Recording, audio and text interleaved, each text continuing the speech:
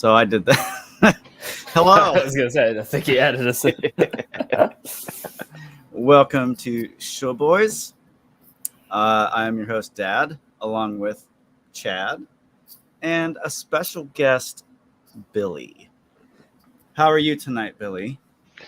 I'm doing good, my friend. How are you? I am doing very good, very excited, and that could either be from the 16 ounces of coffee that I drank before I started this or my excitement for Spider-Man. I don't really know. Super excited. Chad, how are you, my friend? I'm great, man. I am also very excited. I've been waiting all week to sit down and talk about this. So yes, I just the anticipation has been building up over the last forever since this game like revealed during the summer or whenever it was, where we got that long playthrough video. Yeah. So yeah, this is going to be a lot of freaking fun. But before we do that, we need to give a shout out to our top tier patrons, Yusuf H and Tim B. Thank you guys for supporting us, and we want to also thank all of our other patrons. You guys are awesome, and keep the lights on for us. So let's get into Spider-Man. Please, yes. So funny story. I got Spider-Man Remastered because I needed to play that before I played Spider-Man 2, obviously. Correct. Mm-hmm. And played through Spider-Man. Finished it up like last week. Spider-Man. And then started playing Spider-Man 2. Got into it for a while, and then my son took over last weekend and played the crap out of it, so I didn't really get any time to play. So I was like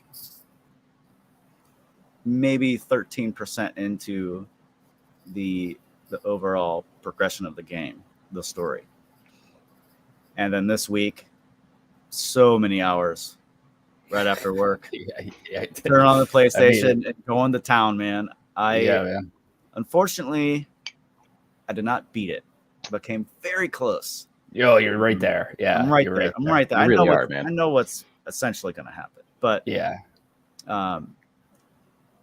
which is good because that at least leaves us a lot to talk about. I was like I said before we started, I thought you were going to come on and be like, yeah, I haven't even got the symbiote yet. Well, I mean, like side quests aside, like this main story, there's so much. It's so jam-packed with everything you could ever want from Spider-Man. And so let's do first impressions. All right, let's do that because and then we can get into spoilers. Sure. But yeah, let's start with Billy since Billy's a new guy. Let's start with some first impressions from Billy. Yeah, your first impressions of Spider-Man 2.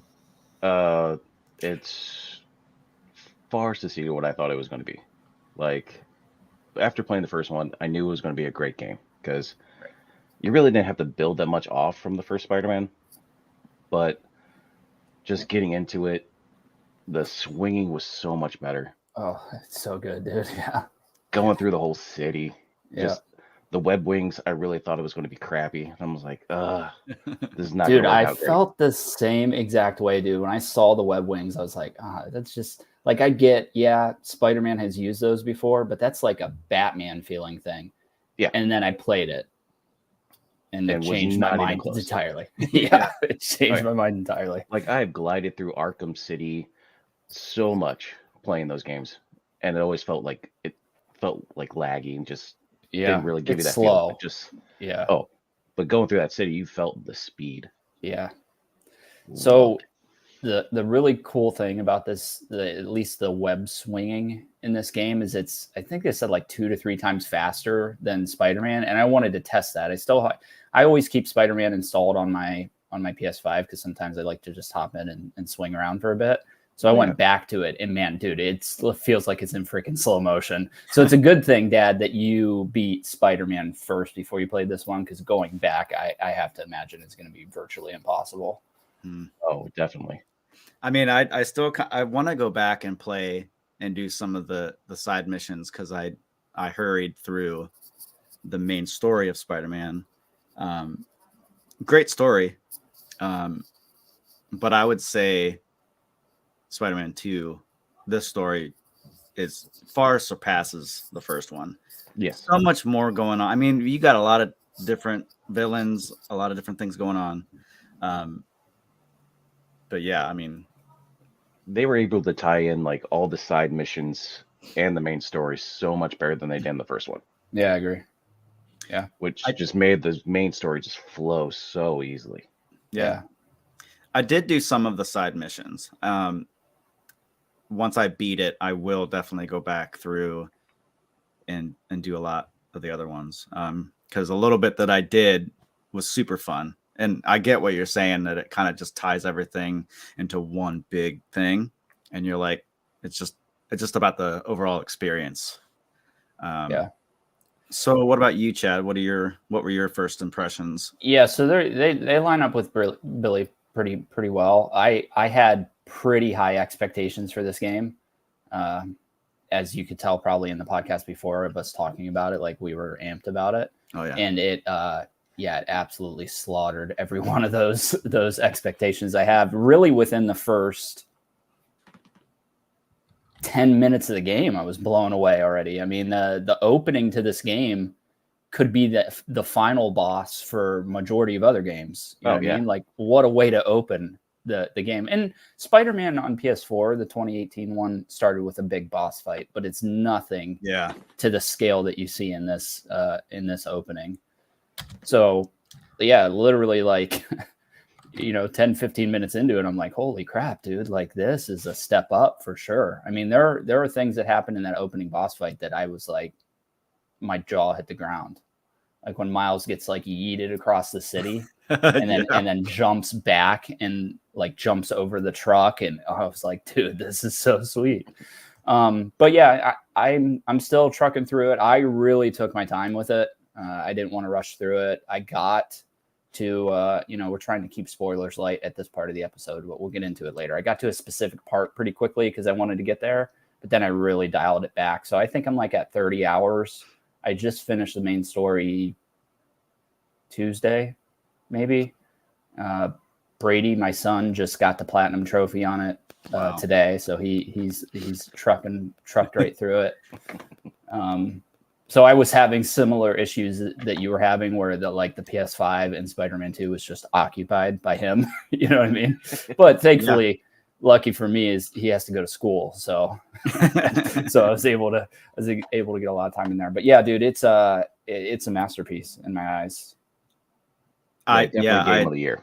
Yeah, and that's something that we talked about before. Like even before it came out, just the look of it from the reveal trailers, we were like, this needs to win game of the year because it's just freaking phenomenal looking already. Right. Just like that lizard chase alone. Oh. Like that video that we got during the summer, I'm like, dude, this looks freaking sick. What's crazy about that entire thing is if you go watch that video, the game. So typically when games have like a reveal trailer, they do an E3 trailer or something, they usually get a downgrade before the final release. Mm-hmm. Spider-Man actually got an upgrade from that chase scene. So if you go back and watch that chase scene versus what we got in the game, it's actually like it looks much better in the game, which is shocking. It's never that way. Insomniac has fallen victim to that before. I think actually with Spider-Man, where they had like ray traced reflections in the reveal trailer, and it wasn't there in the PS4 release. So, yeah. Joe, stop it. Don't steal our thunder, man. Yeah, I mean, here, it's not even in the running. I'm sorry. It's not. It's still, this year's so stacked. That's not even a top 5 game this year, to be honest. He also said, who dat? Joe, this is my friend Billy from work. He loves Spider-Man. Probably as much as Chad and I do. So there you go. So yeah, what about you, Dad? Do your let's hear your first impressions here. As soon as I turned the game on and started playing, I'm like, dude, I'm in love. Like even if like well, I don't know. Like it just blew my mind instantly. That first boss fight, like you were talking about, in the way that it just pulled me in, and like I'm sure we'll talk about this a lot throughout the episode. The way that they pull you into the game and totally immerse you into the experience is something I've never experienced before in a game. And I know there's some really good games out there, but this game just totally like sucked me in. And it started right away. So I couldn't put it down. It's like reading a good book or watching a good show. Like I just could not stop. And it's on right now. Like I paused it. So we could do the show. I see it back there. Yeah. Yep. So like it's just expectations here, right? Boom, off the charts.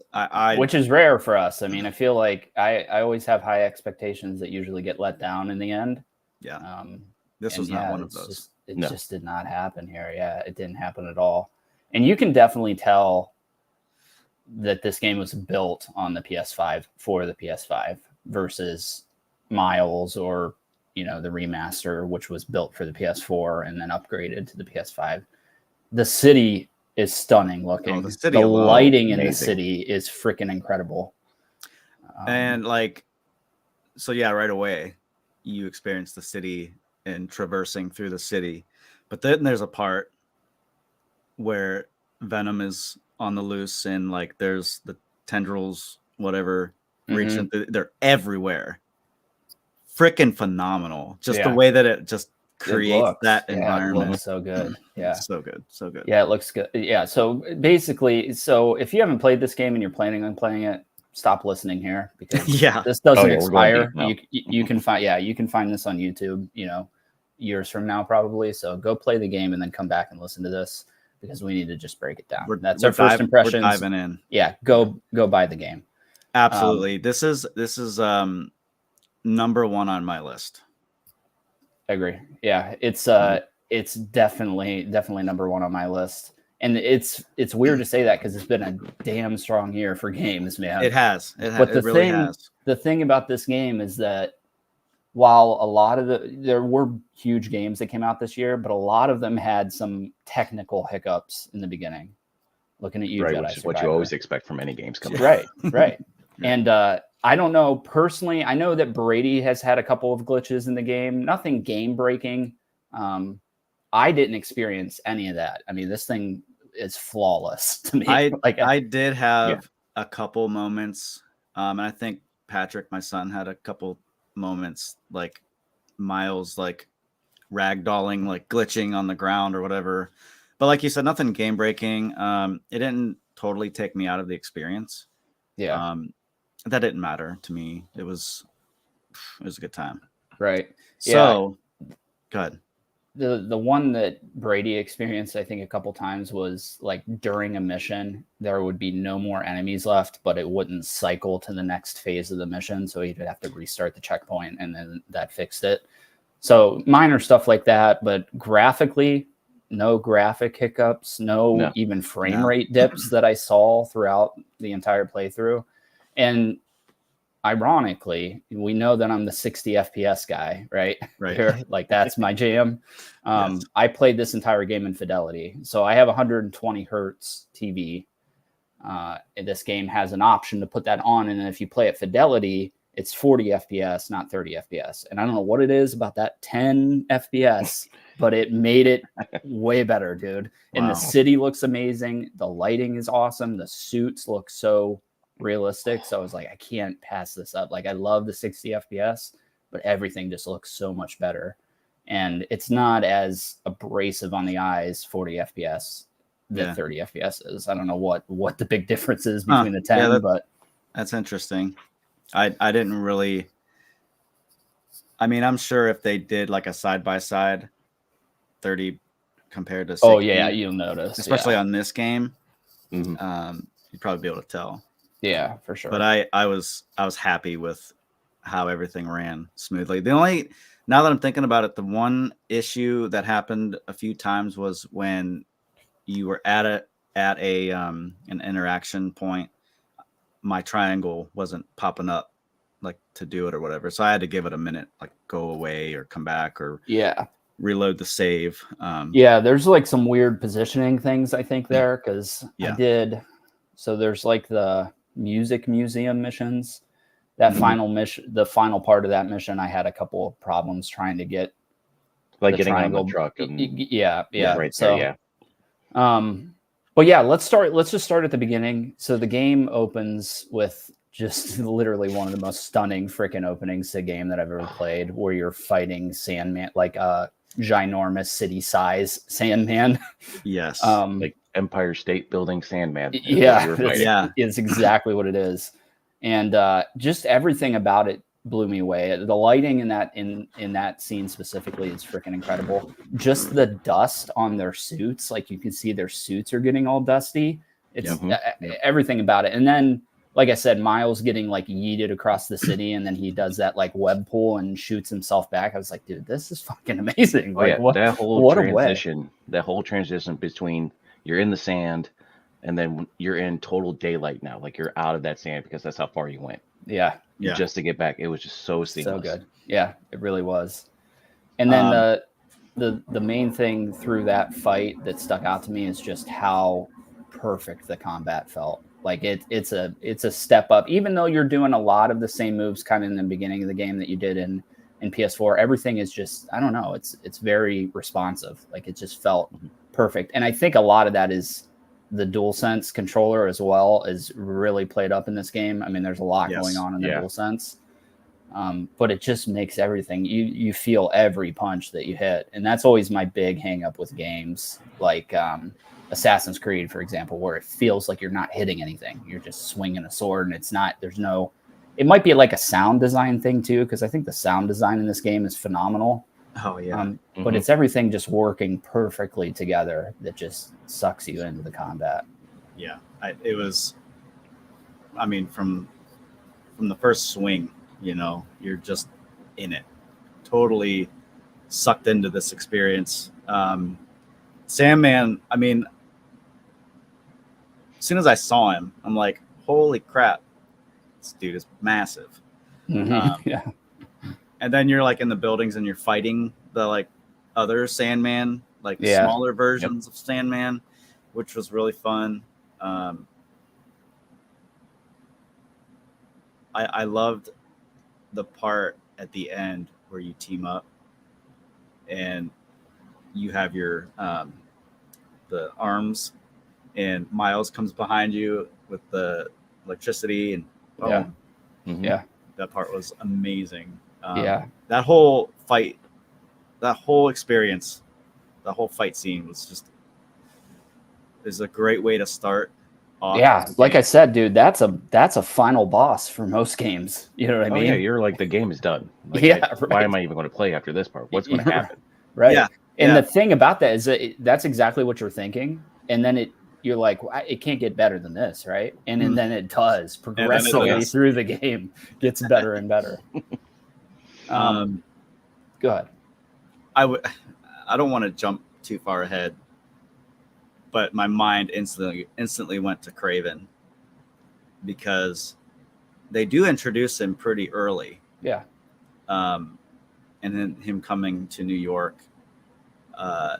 totally kills the dude that's trying to hunt him in the beginning in the woods. Yeah, so good. He's like, you suck, basically, and now you die. Yeah. So he's essentially looking for a bigger game, looking for bigger prey. He needs one last thing to go out on. And that's a crazy story in itself. His backstory, his whole drive to do what he's doing. And like, that's the crazy thing about this game, is like everybody is so well thought out, like their motivation for what they do, why they're Insomniac did not skimp on the character arcs at all. at all. Nope. No. Like Craven was probably one of the best characters in the game, like one of the best enemies in the game, bosses. Yeah. Like you hated him from the start. Yeah, for sure. And then You knew what was going to. Yeah, and then the thing about it is like through the game you're watching that he's like killing everybody that you fought in the first game. So he's like, you see a video of him killing Scorpion. Not only it's just mentioned several other times, different villains that he's killed. Yeah. So you're like, holy crap, dude, this guy's just wrecking through the city. and not just killing them, but effortlessly. Yeah. Yes. Effortlessly. Like he just it's where he had to put the insane. controller down and go, oh God, that's over. Thank God. Right. And he's just like, bing, done. Yep. Yeah. So good, man. I mean, I know I harp on this a lot. Kraven's one of my favorite villains ever. Yeah.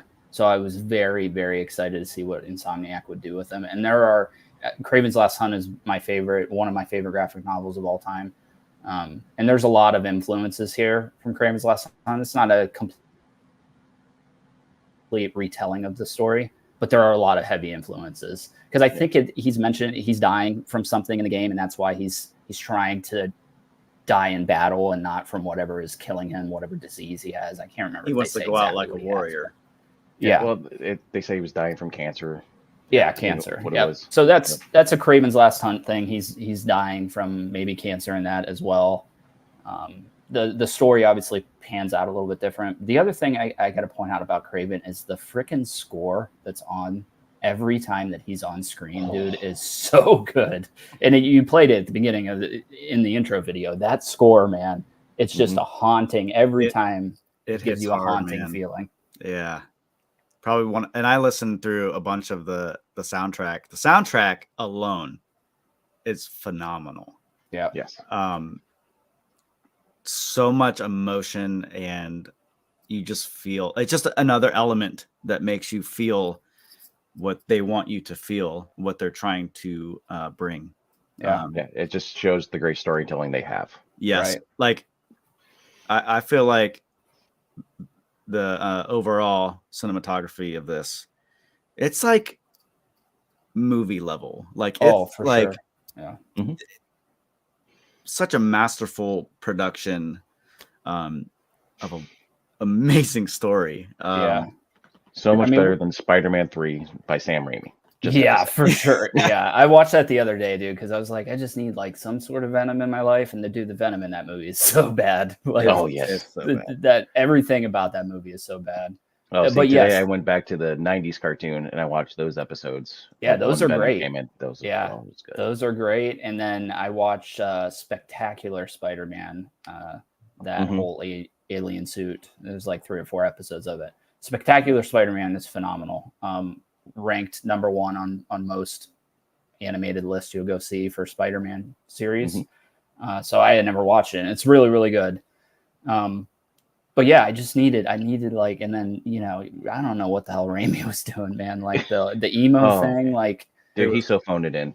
He knew it was his last one. He already got the check, and he was like, whatever. Yeah, it was hard to watch. It sucks because I love Sandman. I love all the villains that are in that movie, and it just fizzled out. And now I'll be the first to admit, like, and I've said it on here a couple times, like I'm not the biggest fan of the Tobey Maguire movies. I know that's like a hated comment to say. They're just like the holy trilogy or whatever the hell they call it, but they seem like parodies of Spider-Man in my eyes now. If you go back and watch them, like that's because how they got that's better. How they play. Yeah, like it got better for the first time for us seeing Spider-Man on the big screen. Yeah, it was great. Yeah, definitely. It's improved. Then you got Amazing Spider-Man, and then you got Tom Holland coming in there, who he's by far the greatest Spider-Man because he fit both Peter Parker and Spider-Man. Yeah, I agree with you. Tobey was the Peter Parker. Andrew Garfield was Spider-Man. Absolutely. Yeah, I'm super hoping that Tom Holland comes back for another trilogy of movies. I know he's like like he's teetering on the edge, but they teased Venom at the end of No Way Home No Way Home. Right. So I would love to see somebody do that story justice in live action, and I think they would be able to do it great. Yeah, they need to make that happen. Yeah. Better than what we saw before. Yeah. And honestly, man, like I get that the story has been told time and time again, especially in video games, the alien costume story. And I was wrong. I said that I thought the alien, the symbiote part of the story was going to be a very minor part of the story. I thought Kraven was going to be, and it's not. It's virtually the whole story. But what you have to keep in mind is, yes, it's been done in games before, but Insomniac has not done it before. So you need to see the way they do it. And which the best overall depiction of Venom. Like, oh yeah, dude, so good. From his voice to Candyman. Who oh dude. I keep listening for it now. Like, I'm fighting him. I'm like, oh man. He's got the perfect voice. Gargle in his voice. Yeah, it's perfect. So good. Yeah, the thing about this game is, like, where the Spider-Man 2018, it took time to, like, let everything breathe. This is like foot on the gas from the start to finish. Like, there's not a lot of meandering around. You're not doing a lot of New York City stuff like you did there, like going to pizza shops or whatever the mission was there. It's literally nonstop action. Every mission is balls to the wall, which it felt amazing. And I know that, sometimes that stuff can be a little, I don't want to say boring, but it can be a little exhausting when it's just full on action. But for whatever reason here, dude, it works so well. It did. And then with some of the other side missions where it was just the very heartful in them, and like to pull up those strings to, like, just get you out of that rhythm. Yeah. Just fight. Yeah. And then to come back. There's definitely some heavy emotional stuff in those side quests. I mean, there were a couple that had me like, okay. Like, even Brady was like, hey, you gotta go do this specific mission because it's, like, really sad. And I was like, Howard, I can't wait. Oh, Howard. Yeah, that's the one he was talking about. So, but yeah, there's, I also have to point out, a lot of people complain, and I did too. Even when I go back and replay Spider-Man PS4, I hate the MJ missions. Can't stand them. Mm-hmm. I can't stand auto fail stealth missions in any game. They're freaking perfect in this game. Like that, you're getting the MJ sections, but they're nothing like they were in that first game. And it's like the first game they had to, like, just put her in there. So let's give you all these stealth and whatever. But this one actually made you feel that she's doing something more. Yeah. So just trying to be that damsel in distress almost in the first game. And that's what I wanted to point out. What they've done with MJ, I absolutely love, because MJ is usually portrayed as that damsel in distress, and she's not. Like, she's kind of a badass in this game. I'm not going to lie. She's thoroughly a badass in this game. Well, she's had a little bit of training, so she's better equipped to do those types of things, and she's got the freaking taser. Yeah, the taser and the webs on the taser as well. And the electric attachment that she had with it. Yeah. Or the blast. Dude, that was fun. Yeah, dude, I had a blast in those missions. And honestly, one of those missions is my favorite mission in the game, which is the Peter going crazy with the symbiote suit on through the neighborhood. Like, dude, like one of the best. I actually think that, I can't remember. I think I saved before that mission and then did it. And then I was like, dude, I'm just going to reload my save and then I'll play that again because that was fucking awesome. Like, to take the MJ section and turn it into like a horror section, which is really towards the tail end of that mission. That's exactly what it is. I mean, it's a horror scene that you're going through. Mm-hmm. And just going through the neighborhood and seeing him, like, up in the trees and up on the roofs and jumping down, like, you can see everything going on around you, the chaos going on around you. Dude, that mission, I'm trying to think, like, that's probably my favorite mission in the game. And it has a heavy, maybe all, is it all MJ? It might be all MJ. Yeah, that I think you play as Miles. Yeah, I think you play as Miles a little bit, maybe towards the end there when they're in the tunnel. But dude, because Miles, like, traps you into the tunnel. But that whole mission was MJ, just going through the neighborhood, like that was hard. Yeah, Yeah, it was. I was surprised how hard that really was. it was. Well, there It were was enemies everywhere. all over. The Yeah, hunters were everywhere, and and the the cool. other Go ahead. part in the zoo. Oh Mhm. yes, Where she's sneaking around in the zoo Oh to yeah, get Connors. trying to get Doc Connors. Oh yeah, dude, that was fun. that felt straight out of The Last of Us, didn't it? Like Yes. being in that like dilapidated zoo, like it felt straight out of The Last of Us. So if you're worried about the MJ sections you're hearing about, I assure you they're totally significantly better. Yeah. Mhm. Well worth the trip. I do want to talk about Queens and Brooklyn, which are the new sections of the map that they added Oh in. god, that I loved it. Coney Island. Coney Mhm. Island. Coney Island was fun. Yeah. Yep. Doing all the rides and the yeah, I did everything there that I could, man. Everything that I could, because I knew I figured like you're not going to be able to come back here. You know what I mean? So Yeah, it's probably right. just for this mission. So I was like, whatever. I do yeah, because it ends kind of rough. Yeah, it does end. It does end a little rough. I like how you do the mallet thing, the mallet game. Oh yeah, when we're finding out about Harry. Yeah, Yep. Peter's like, I probably shouldn't go all out, but he rings the bell, and then Harry's up, and he's like, boom, and the thing flies off the rails. Yeah. Like, yeah. So we got to talk. Harry. We got to talk about Harry because Harry was in the first game in a capacity. He ran the like research stations, so you heard him talk a lot throughout the game, and then you saw him at the end credit scene in the first game, clearly with the symbiote on him. Yeah, in his own back to tank. In his own back to tank, yeah. Yeah. And he's out in this game, and I think he comes out. I'm trying to think. He's either his dad's trying to get him out at the end of Miles, or he comes out at the end of Miles. At the end of Miles, Norman is like, I got you. And then they cut away from it. So it's like, he's coming out. So like right here is the moment. But then when we first meet him in the game, we at Peter's house. Yeah. He's fully going, ready to go. Yeah. And then you're riding the bike through the... Oh, yeah. Yeah. Those flashback sequences. Dude, so good. Yeah. I love those. I mean, I thought that Harry and Peter's like relationship and everything going on there was like so heartfelt and well played out.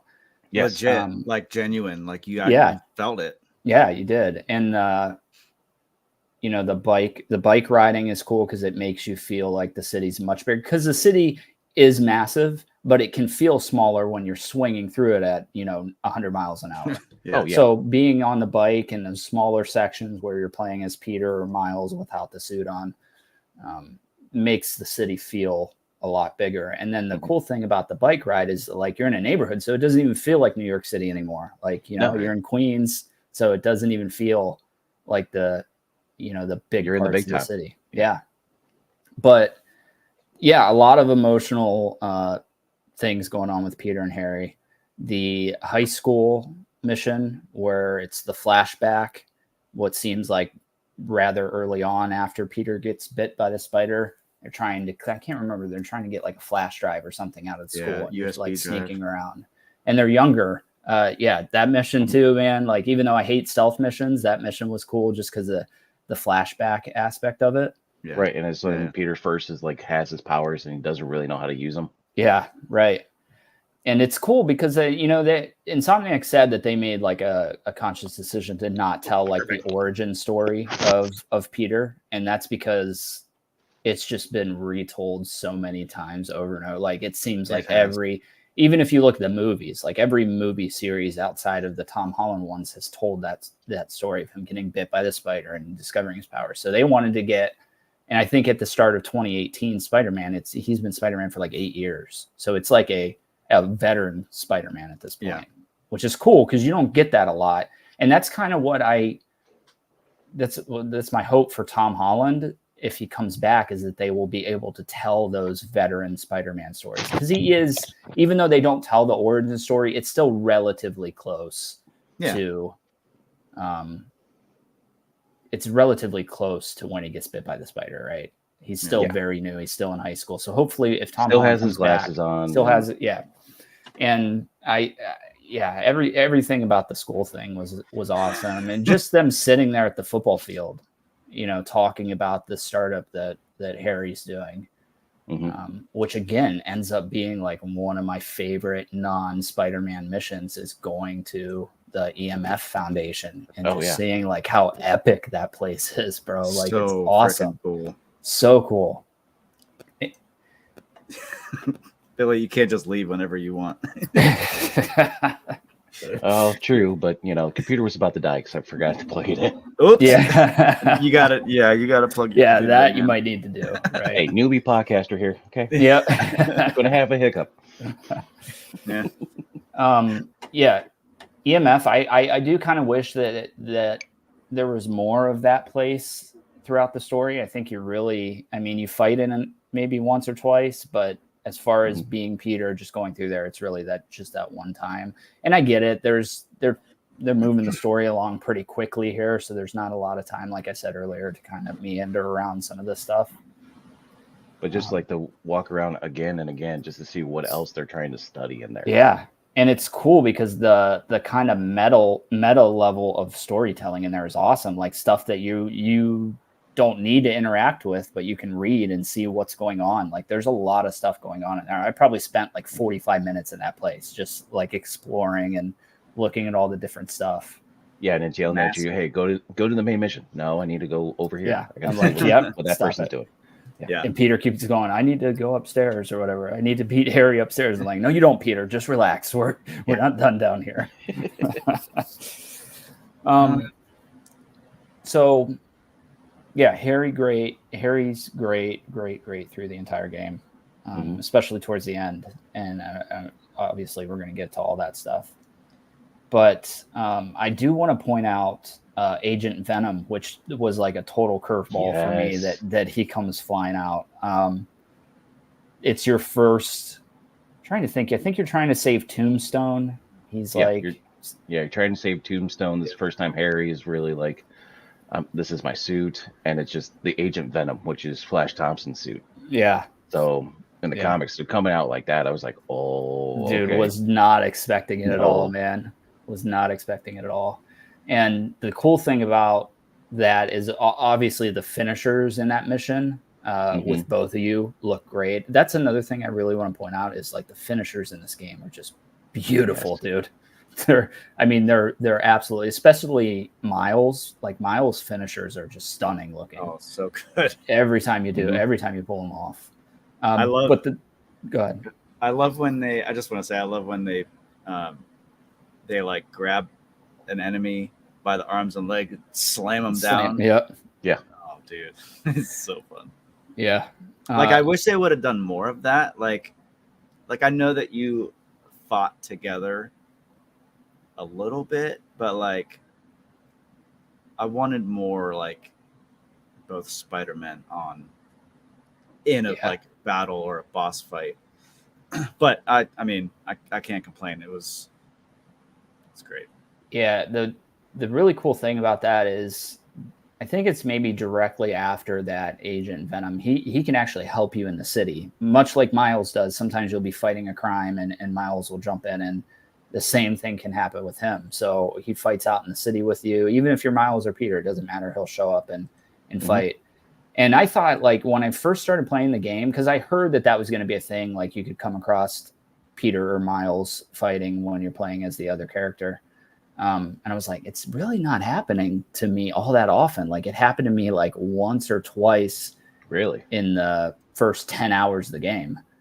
But then after that, it seemed like every other crime, like we were fighting together. So I don't know what was going on there.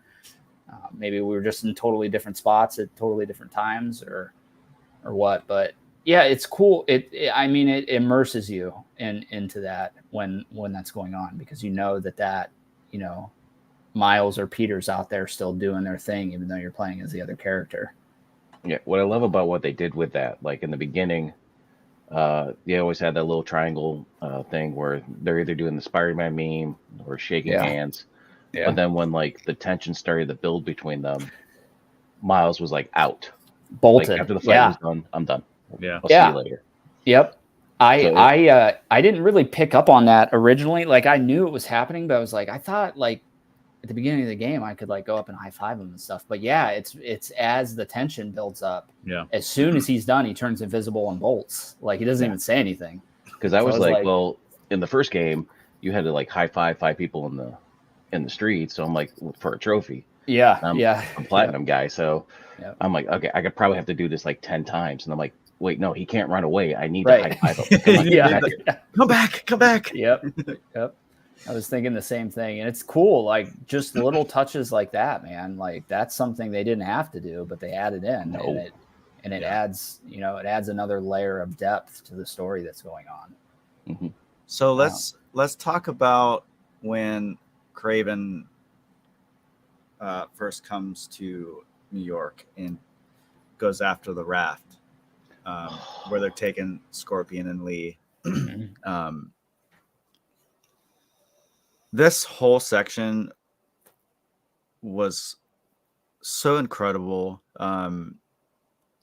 One of my favorite moments in the whole game, because they're attacking the ship, you're fighting all these hunters, and then they shoot the whatever they are onto the ship and start dragging it. Mm-hmm. And then Peter's trying to pull it out, when Miles goes inside to find Scorpion, I believe. This is before he was taken, I think.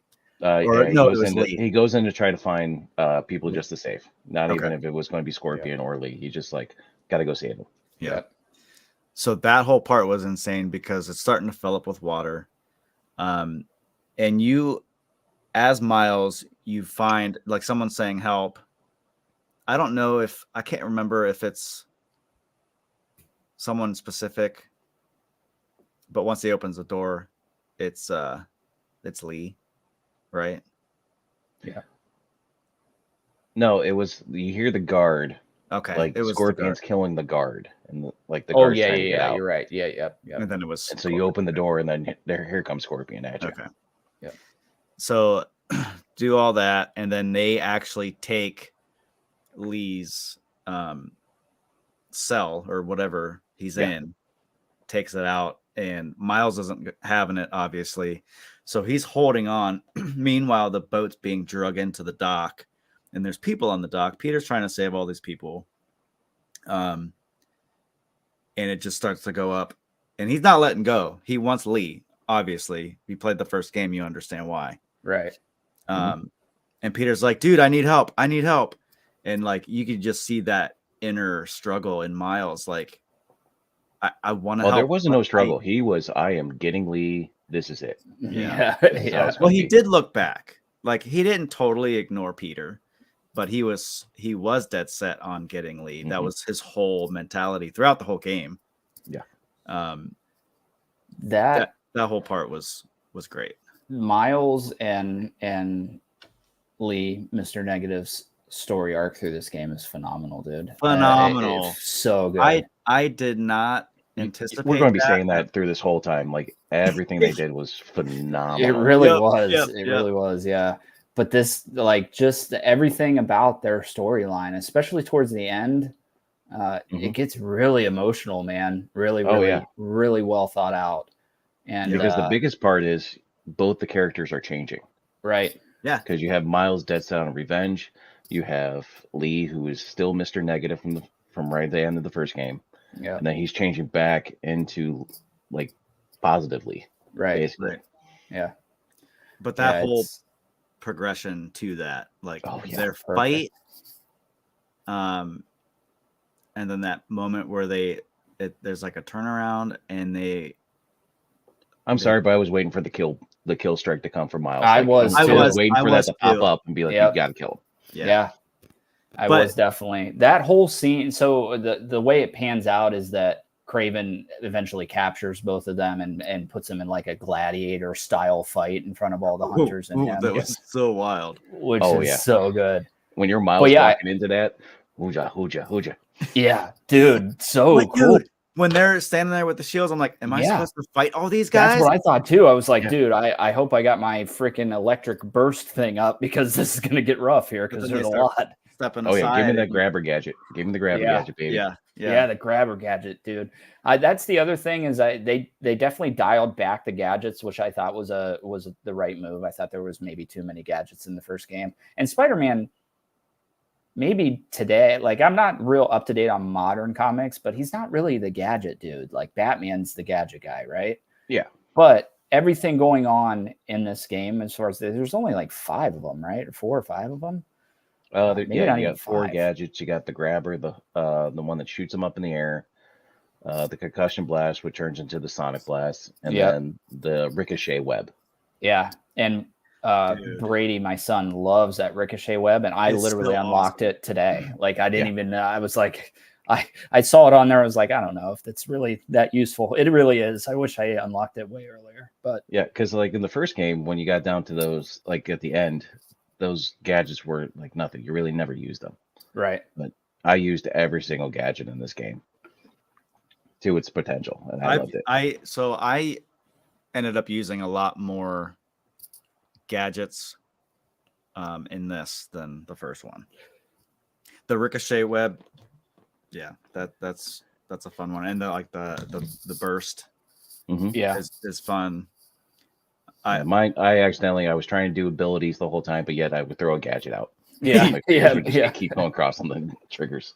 Yeah, same. I did that too. So Well, I got into like a panic, and I'm just yeah, gasping. yeah. And dude, this game is like, I played on not normal, whatever the next one up is. This game's hard, Spectacular. bro.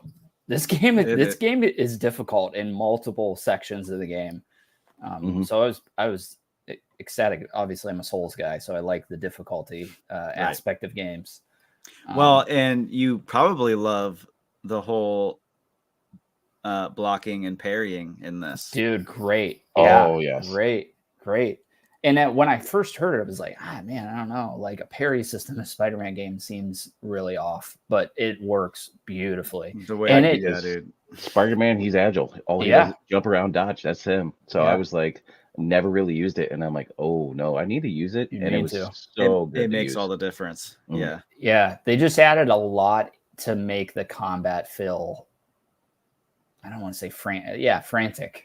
That's really what it is. I mean, there's especially towards the end of the game when the symbiotes come out, dude. Like it's chaotic. This is like one of the only games where you had that group of guys that would come at you, and it still wasn't just a one-on-one fight. Right. Like they all were fighting you. Yeah. Yeah. Yep. So yeah, it was panic mode every time when that happened. When they first introduced the symbiotes, like I'm like, help. Yeah, for sure. And what else did I want? Oh, I want to talk about the spider arms, because that was another thing that was like a suit power from the first game that wasn't really that I never used it because, and this was the thing about the first game, is you could easily get stuck in this one specific thing works so well, I have no need for the other 30 things that they have at my disposal. And Web Blossom in the first game was that, where you spun up. And I use that all the time. That was my thing. Yeah. I mean, there's no need to use anything else. You start the fight that way, you stick half of them on the walls, right? Or whatever's around you. Yeah. And sometimes you can clear out the entire group of them just from the Web Blossom right at the beginning of the fight. So the thing about taking all that stuff away is now we don't have that at our disposal. So now we have a smaller group of things, whether it be abilities, which are new in this game, they added in abilities. Yeah. Or the smaller group of gadgets. So you're actually using everything, minus the ricochet web that I didn't unlock till today. Forgive me. Okay. But for the most part, you're using all your different tools.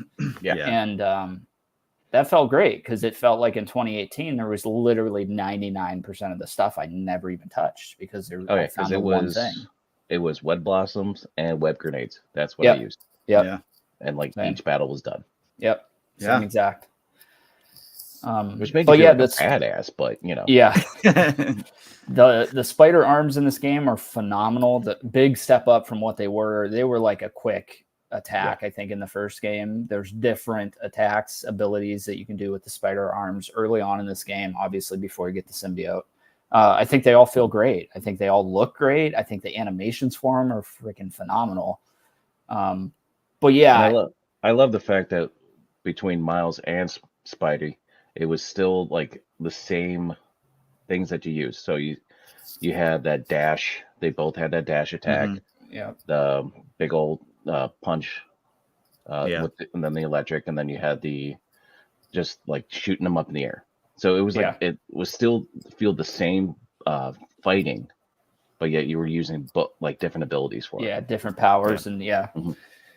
yeah. The I just had to point that out. Now, granted, once you get the symbiote, I mean, I don't think anybody would choose the spider arms over the symbiote powers because they are just like so badass to pull off, every single one of them. The one where you punch the symbiote and it sticks him to the wall, dude, like that feels so cool every time that you do it, every single time. My favorite is the web yank, when you just grab like 6, 8 people and just slam them on the ground. Good. Yeah, so good. There's Once so you many... upgrade that and you can pick up more than 4 people, dude, it feels so badass to do it. Yeah. And I will say that I'm glad that it doesn't automatically kill them when you do that. Right. It's not a kill shot for them, which is good because it keeps the pace of the fight going on. I mean, it'd be very easy if that picked up 8 people and killed them immediately. You know what I mean? Right.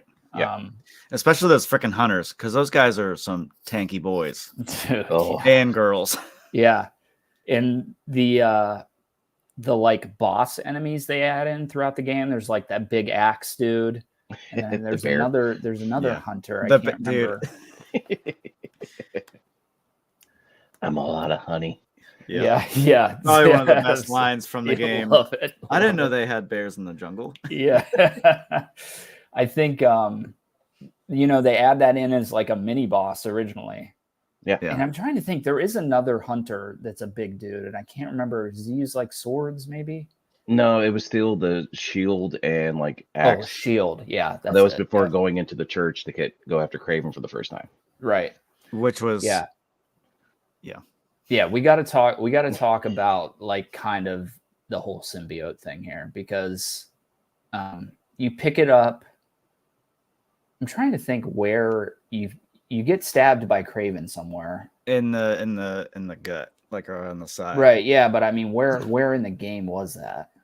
Were you at the? It was getting Doc Connors in the zoo. Okay, in the zoo. Okay, and you're obviously you play part of that mission as MJ, and then you play part as Peter, and Agent Venom is there, Harry, with his Agent Venom suit on, and Peter ends up getting stabbed by Craven. Craven's just a tank, dude, and through the first half, through the entire game, he's just awesome through and through. I think they did a great job with Craven, but he ends up stabbing you, and the symbiote transfers itself to you from Harry. Right. And the problem with that, story-wise, is that symbiote is keeping Harry alive from whatever disease, and I don't think they say what disease he has. It's whatever his mom had. It was the genetic disease that his mom had that got passed on to him, and they didn't describe what happened, like what was going on, just that his body was shutting down. Yeah.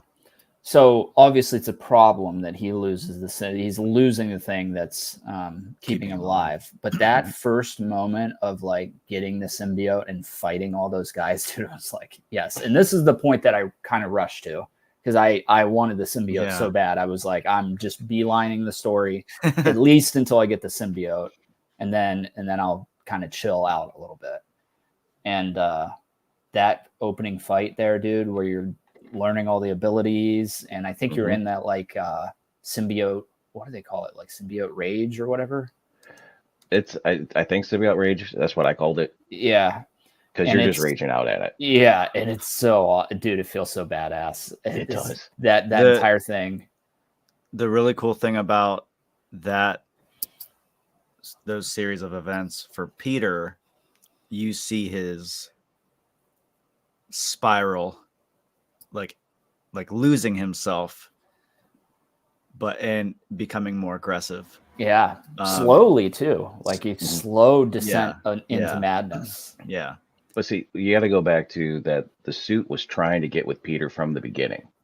Yep. Like, do you remember like the little scenes where you would get close to Harry and then it's like and jumping it would reach out? Yeah, because it wanted him, because it knows that like Peter's just this. You see, he's like this nice guy, doesn't show anger or anything, but he's got all that built up aggression and anger, and that's what's feeding the symbiote. That's what it wants. And that's one thing too about like, and Billy, you and I talked about this at work a lot. Mm-hmm. You feel it Like, Yeah. that's one thing I love about this game so much is that you feel every fight. Like the nuances of the fight, the emotional part of it, like it's just wild. Like the aggression, like every punch, man, like every moment just like comes together. Yeah, I don't know if it's the controller or just what it was, but it was just like every time when you just grab someone and slam them on that ground, you just felt you really that aggression. did. Yeah, I'll tell you, I think it's a combination of the DualSense controller, which like we said is phenomenal in this game, used in every aspect that you could probably use it perfectly. Yeah. Pulling down the doors, like feeling the tension when you're pulling down doors. Oh like yeah, where you had to get it just right. And and then it's the sound design. The sound design is what is making those hits feel the way that they feel. Like they were crunchy sounds, man. Very crunchy, very crunchy. And the cool thing is if you're wearing the symbiote suit, which let's be honest, we probably all wore the symbiote suit a lot. But if you're not wearing the symbiote suit, you're just wearing a regular suit, and you go into that symbiote surge. That's what it was, symbiote surge. The suit comes out around you and covers the suit. Oh, that's cool. I didn't do that. Awesome. Yeah. So it's so cool to do. And even later on in the game, when you get the other thing that we'll talk about later, it does the same thing. So, yeah, go ahead. Yeah, somebody else talk. I do love, like, I didn't do that. I didn't change my suit because I wanted the symbiote. You wanted that black. Yeah, right. I had to have it. But just the way that it, like, moved and, like it would cover people, you know, or reach out to people. And it's like you even felt that, like, coming off you when you would, like, reach for someone. You, like, to me, it just felt like it was coming off me. And I was like, oh. Yeah. Great. One thing I want to say about the suits that Peter wears, like the symbiote suits, they look alive. Yes, they do. They did such a good job. Like, it's shiny, reflective, but you like see it moving. It's moving. Yep. And like, holy crap! Like, I had to get close. I'm like, I didn't know if like something was going on with my TV or. Especially when he started getting darker and darker, and how it would just start. And the vein, you can like almost see the veins coming out. Yeah. The eyes are getting like meaner looking, squinting. Yeah, they really did a great job with the suit design for the symbiote suits. Yeah, I agree. And it's cool because that suit was like blatantly missing from the first game, and a lot of people like, why don't you have the black suit? Like, that's such a iconic Spider-Man suit. And they said straight up, like, we feel the story of that suit is an important story to tell, so that's why it's not in the game, because we're going to tell the story. One of the most important stories to tell. Yeah, and let me tell you, they made the right decision because they did. They told it freaking beautifully. Maybe the best. I have to really think about it, but it's definitely top 2 symbiote stories of anything. Right. Of anything. Comics, animated series, anything. Just thoroughly through the whole game, enjoyed it. And like I said, it took up a much bigger chunk of the game than I thought it was going to. Same. You know what I mean? I thought it was going to be all Kraven. Yeah, I thought it was going to be a majority of Kraven. Right. I mean, it was like the symbiotes with like the symbiote suit being like a side story going on in the background, you know. And I was very pleasantly surprised with the symbiote and Venom story that it took over at where it did, how it did. Yeah. But let's take a step away from that for a second, and because that's pretty much the back half of the game. Yeah. So we are trying to find Connors because he has, he can make the whatever we're looking for. We're trying to get the serum from him because he got injected to become the Lizard again. That's what Kraven was trying to do. Yep. So we rescue him, but he takes off. And then we are trying to find him. We're trying to hunt Lizard also. So we have Miles and Peter split up. Miles It's in the fish market. is in the fish market. Well, I was thinking about the warehouse scene where he's actually going like lifting up the garage doors, and he sees Peter like the first time with the suit, like he kind of freaks out because it's weird. Yeah, right. And then I think I don't know if it's right after, but they do go after the lizard.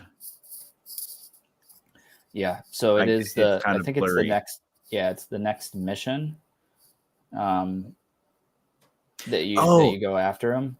Because Peter's like pissed because the hunters are going after Lizard as he's swinging, chasing them through the city, and Peter's like, "No, he's mine! Like, yeah, get out of my way!" And just little touches in that mission. This is in the like fish market mission where Peter like rescues somebody and just like throws him to the ground. And Miles is like, dude, like, what the hell? Like, literally just yeets him onto the ground. And, he's starting to notice that something's off with Peter. Yeah. Like I said, that just the slow descent that you see Peter go through. The slow burn of becoming evil. Yeah. Yeah. It's amazing. And it consumes him. Yeah. He turns into a complete jerk. He becomes totally self-absorbed. Like, he is the hero. Yeah. No one else matters. I don't need anybody. No one understands me. Blah blah blah. You know that. Yeah, that was good. I'm here. My job is to save you guys. Why are you stopping me from saving you? Yeah. Yeah. Yeah. Dude, the whole mentality he was going on. Yep. Yep. And that interaction with him and MJ, where he's like, "I'm the hero here, not you." I was like, "Oh, dude!" Like, yeah, that was what a gut punch, man. Like, I don't know if you noticed, but she's been kind of a badass through this whole game. So right. and like moments ago, they were just talking about being a team, right? Like working together. Yeah. Yeah. So that lizard, that chase was really good. Great, dude. Up the that was one of the best chase scenes. Like, I know. Building. Yeah, that was like in the first game, you had the helicopter chase versus the demons. Yeah. And then you had the shocker chases, which didn't really feel like you were really chasing them. Right. But this one, oh yeah, it was a full blown chase that you had to try to get up to the lizard, jumping through every building he could. Yeah. So good, dude. And he's wrecking the building, putting holes in the bit, like everything. That you're right.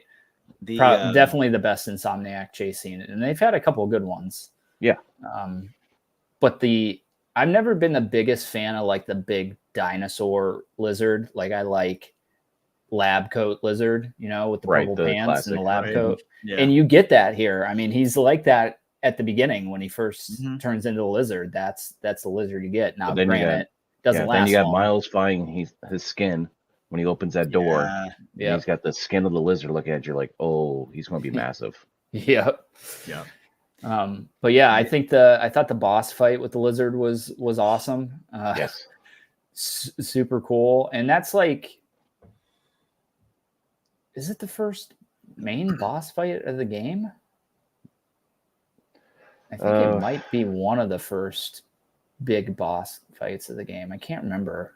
Because a lot of that was building up to that, because that's who Craven was after. Right.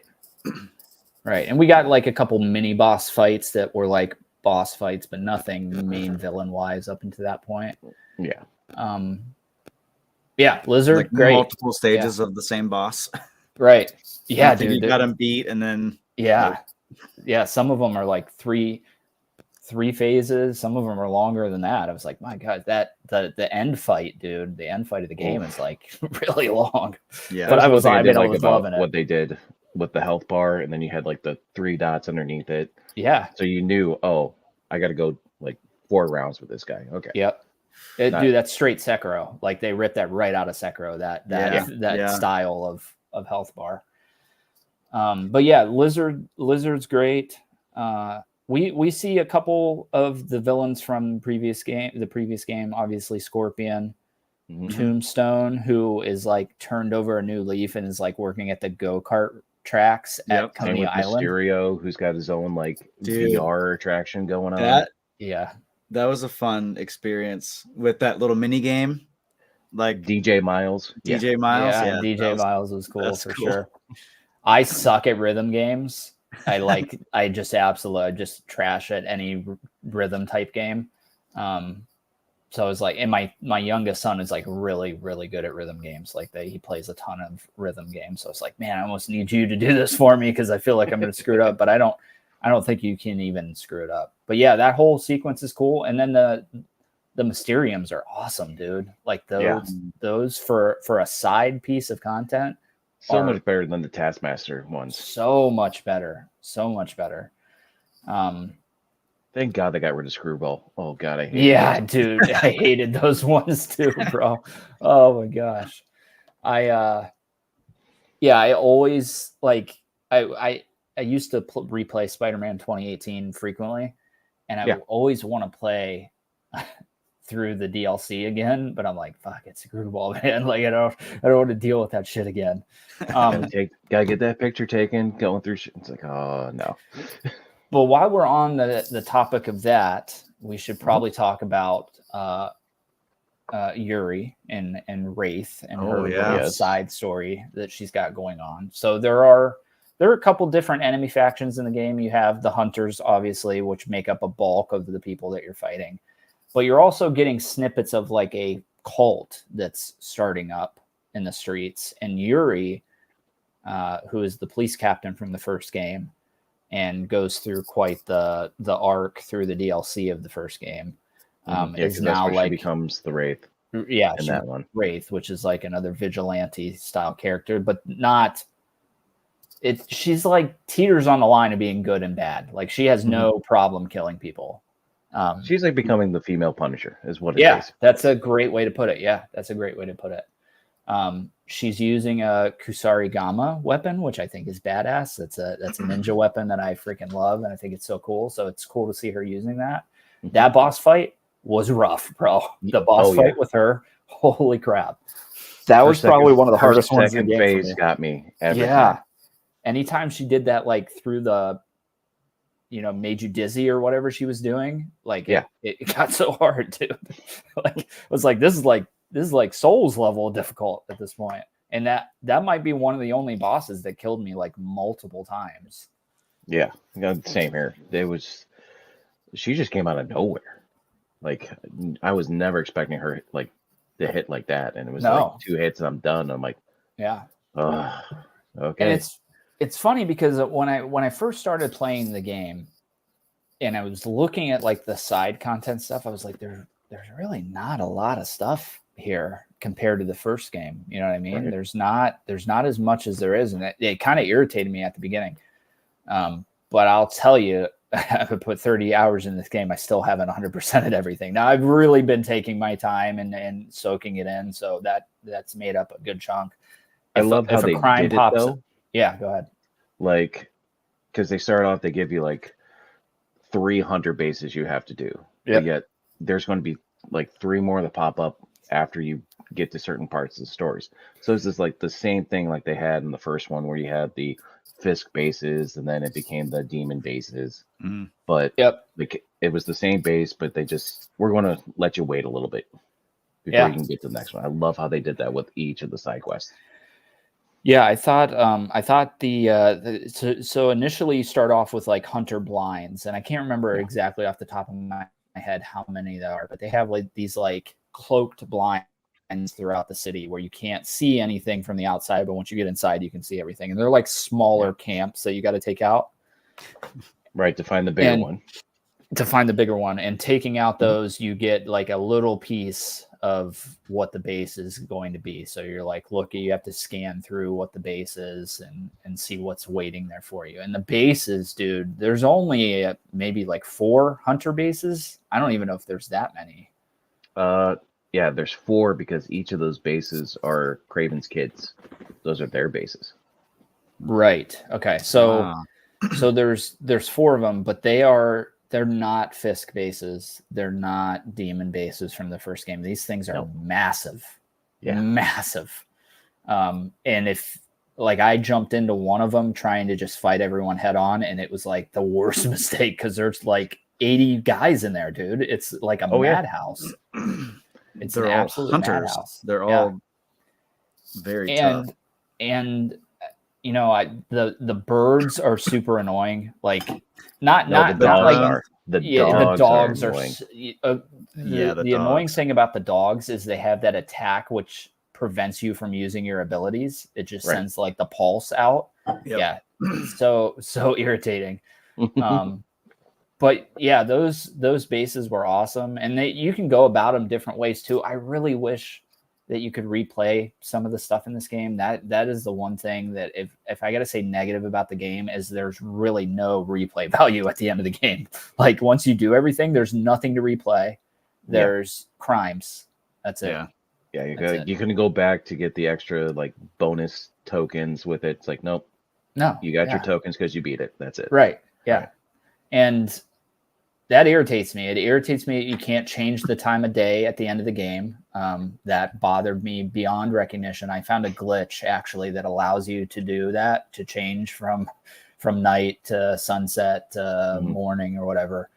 So that's handled. But yeah, I don't know, dude. Like the Miles came out, had New Game Plus. I get that it was a smaller game, but it had New Game Plus already right at launch. It had the ability to replay missions, which is like, what the hell are we doing? We can't go back and replay missions in this game? Like what? And then it had the option to change the time of day and the weather. So now it seems like we took 5 steps back as far as now. Granted, they said New Game Plus is coming by the end of the year. I don't want it by the end of the year. I want it now because I want to replay it. I want to replay it now.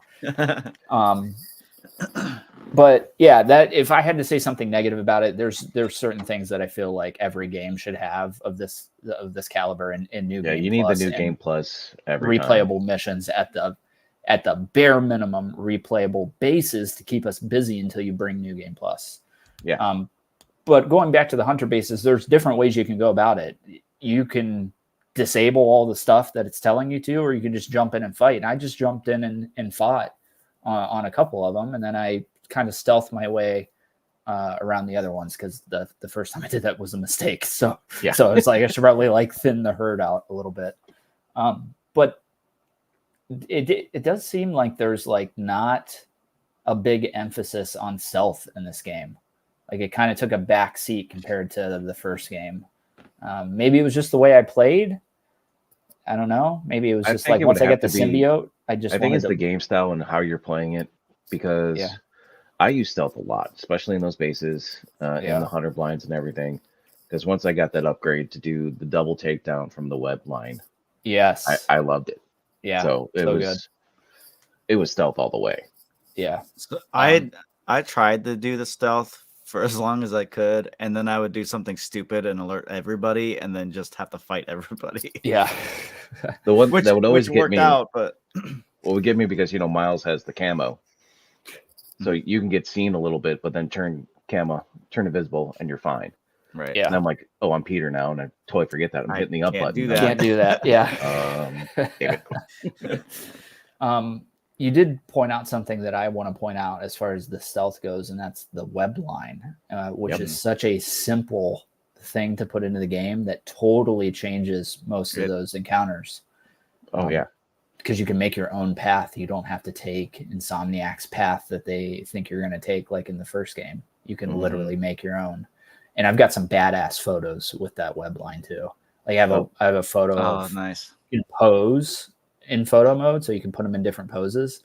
So I have like Peter on the Avengers Tower, the 2 towers that are at the tip, web line across that, and then he's laying across the middle of it with the city in the background. Oh, it's nice. So cool, dude.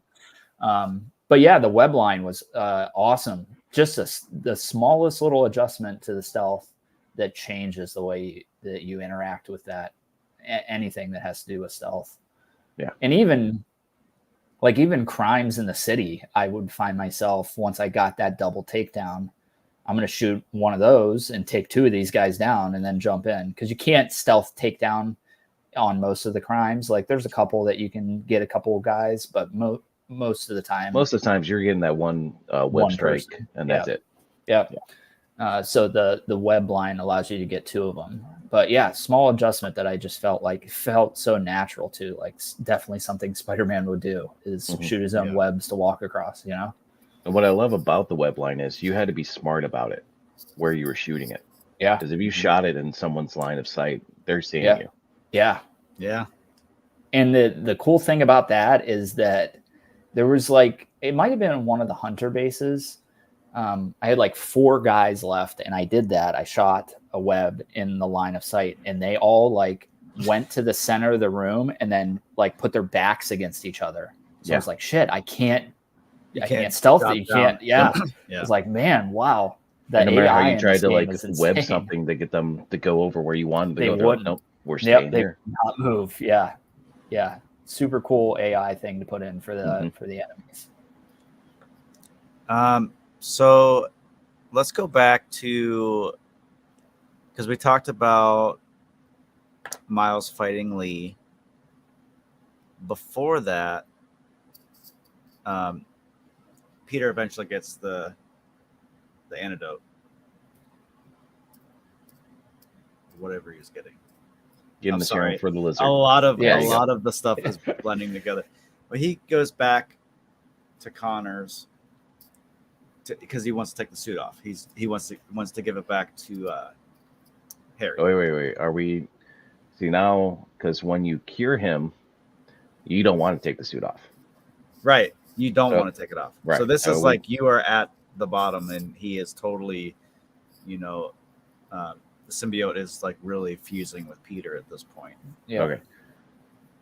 Just making sure we know where we're at. Okay. Yeah. So he doesn't want to take it off. He wants it. Well, hold on a second. Yeah, because where are you trying to go with this? Yeah. No.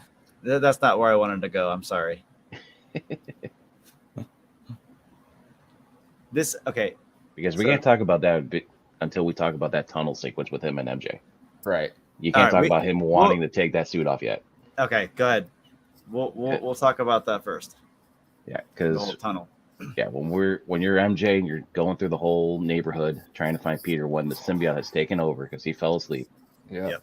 And it's just raw anger coming out of Peter, and you just don't know what's going on. And she tells Miles, "Hey, get him in the tunnel, close that tunnel. I'm going to talk him down." Oh yeah, because love solves everything. Yeah, right. And you're in that tunnel, and you just he's just throwing stuff at her, just attacking. She's like, "No, Peter, it's me. Come on, listen to me." And then when Peter just turns to her, and all you hear is Candyman's voice going, "MJ, run." Yeah, dude. So good. You knew shit hit the fan there. Yeah. Yeah. And that's the first time you see the new suit too, I think. The kind of veiny suit coming in there. Yeah. Squinty eyes.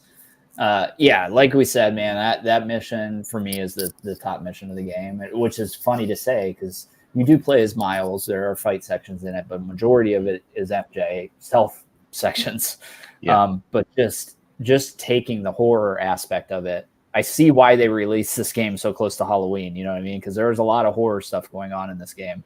Oh yeah, and that's the right way to tell the story. That's an awesome way to go about it.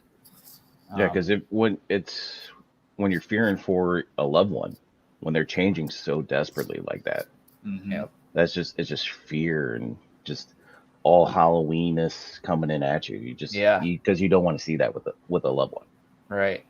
And just her I think it's at the end of the section where you're running away from him and he's jumping over you and you zap him a couple times or web him or whatever you do.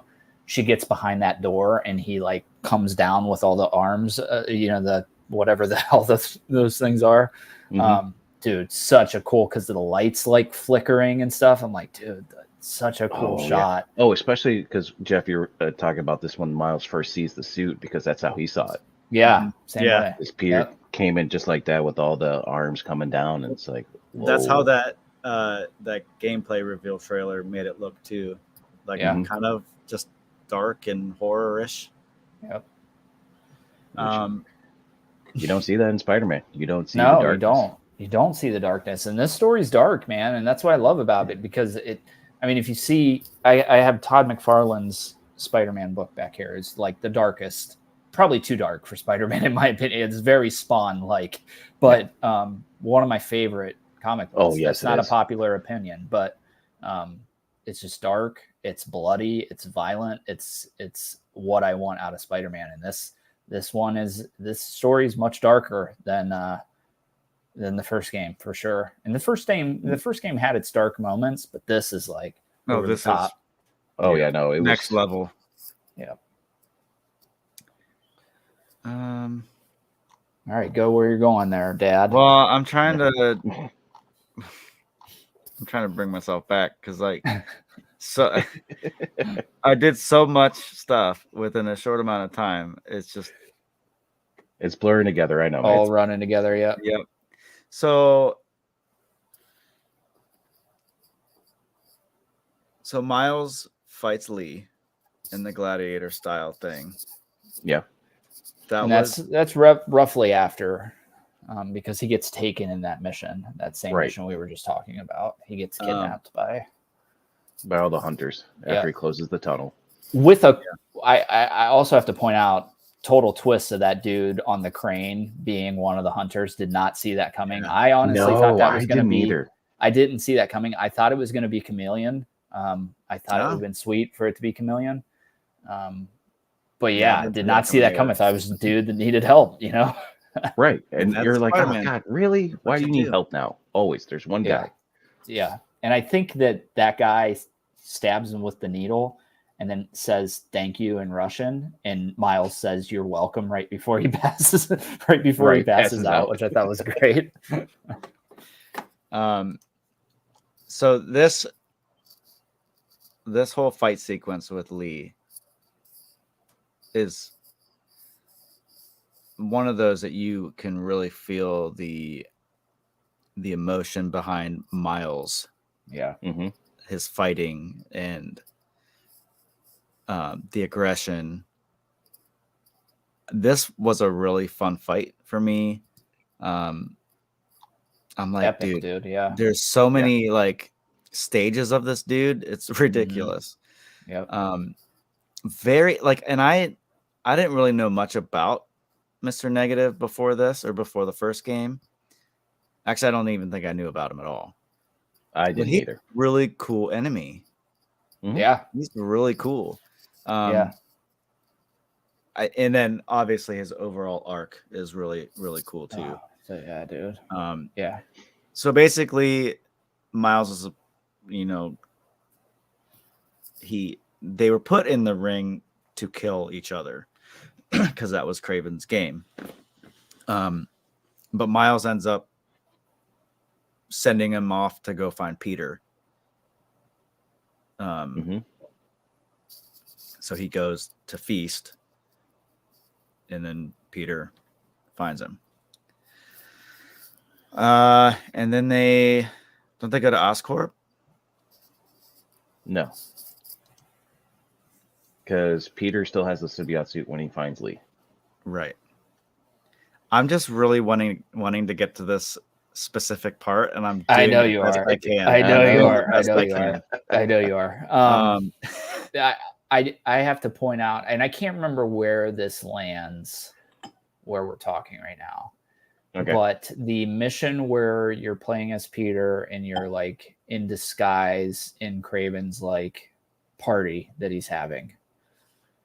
Where you're dressed up as a waiter or whatever, and you're going through and that is when he's still trying to find the serum. Right. Okay. Or the lizard.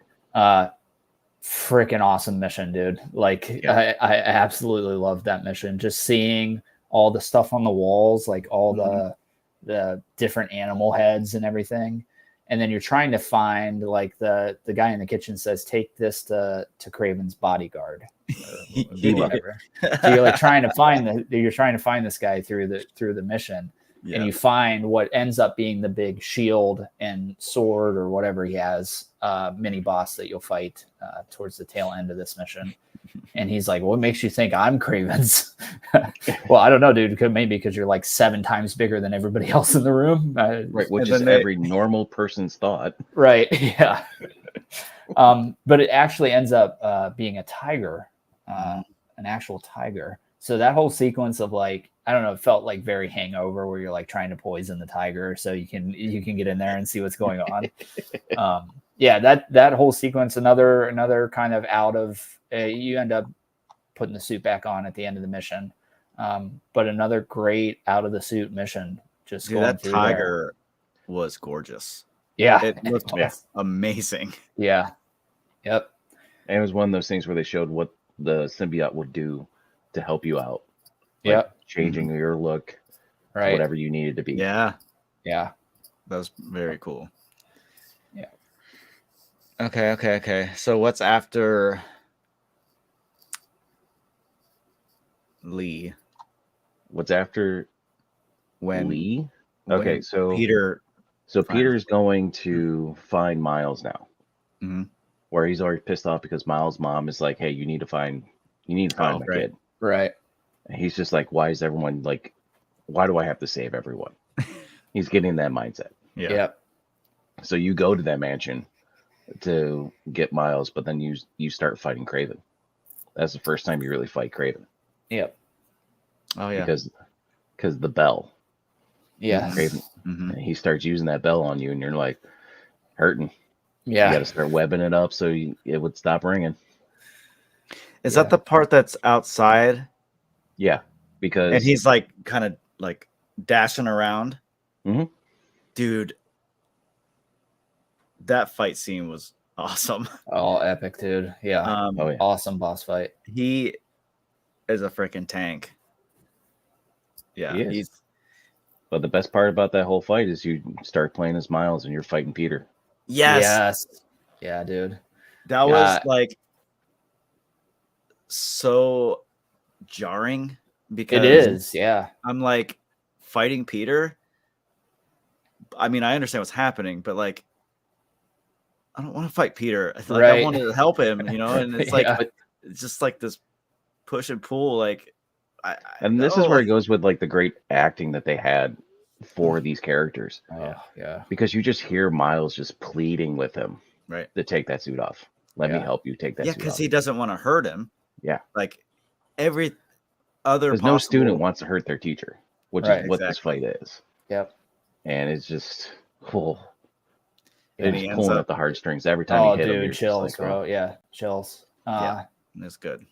Yeah, so good. And it almost seems like he knows like the moves you're going to use too, because he avoids a lot of the shit that you throw at him. Oh yeah, because he taught you the moves. He So it's knows like, the I moves, know what's and going it's on. like, yeah, it's such a cool touch. Mhm. But yeah, using the bell, and he'll like, does he like, he webs it up himself to stop you from using it and stuff? Yeah, he will. Everything there is so good, dude. But yeah, the Craven fight is awesome. Like poking around in the trees and sniping you and stuff, like everything, Mhm. throwing the freaking spear at you. Everything about Oh. that Craven fight was perfect. A perfect location for it too, like an almost jungle-like looking location that you're in. Yeah. But yeah, now we're getting close, Dad. We're getting close to the moment. I know exactly what moment you want to talk about. Yeah, because this is after you beat Peter as Miles, you take that suit off. And just hitting those joysticks down and then off to the side, ripping that off. Yeah. You feel it. Yeah. Feel it That ripping was off. crazy. Yeah. Feel the Awesome, relief dude. coming out of it, just getting the suit off you and then putting it in the container, Yep. which always cracks me up that because that container was there. Why would it be there though? Right. Yeah, right. The great plot holes that we all have in storytelling. Yeah. Right. But yeah, because that's when you get in the tube, then you start going over to the Connors, Yep. try to destroy it. Yep. So That's you're where you right get there, to Dad. Oscorp there, Dad. Yep. There you go. Take it away.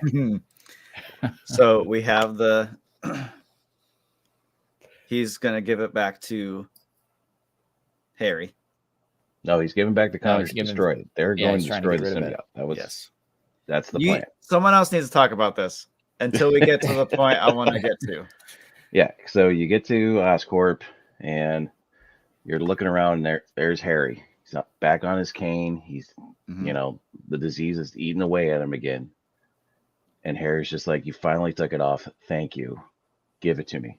Yeah. And you hear And Peter's like, that was well played up too with Harry throughout the game, where you could see him getting sicker and sicker throughout the sicker. game and getting Mhm. angry that he was getting sicker and sicker. Yes. So you see his anger coming out, which was great. Which one of my favorite parts in it was when Norman, like in one of the cutscenes, goes to Peter and goes, I watched you grow up. You're like a son to me. Yeah. And then Harry hears that, and it's just Yeah. the hatred towards Peter right there, and then the fact that he's got the suit, what he needs to stay alive. Yeah. Which is how, like, with Eddie Brock in the comics and like in the cartoon, how he hated Spider-Man because Spider-Man took his job, took it like everything away from us, how he felt. And that's why like the suit went to him, because they both had a common enemy, and that was Spider-Man. Yeah.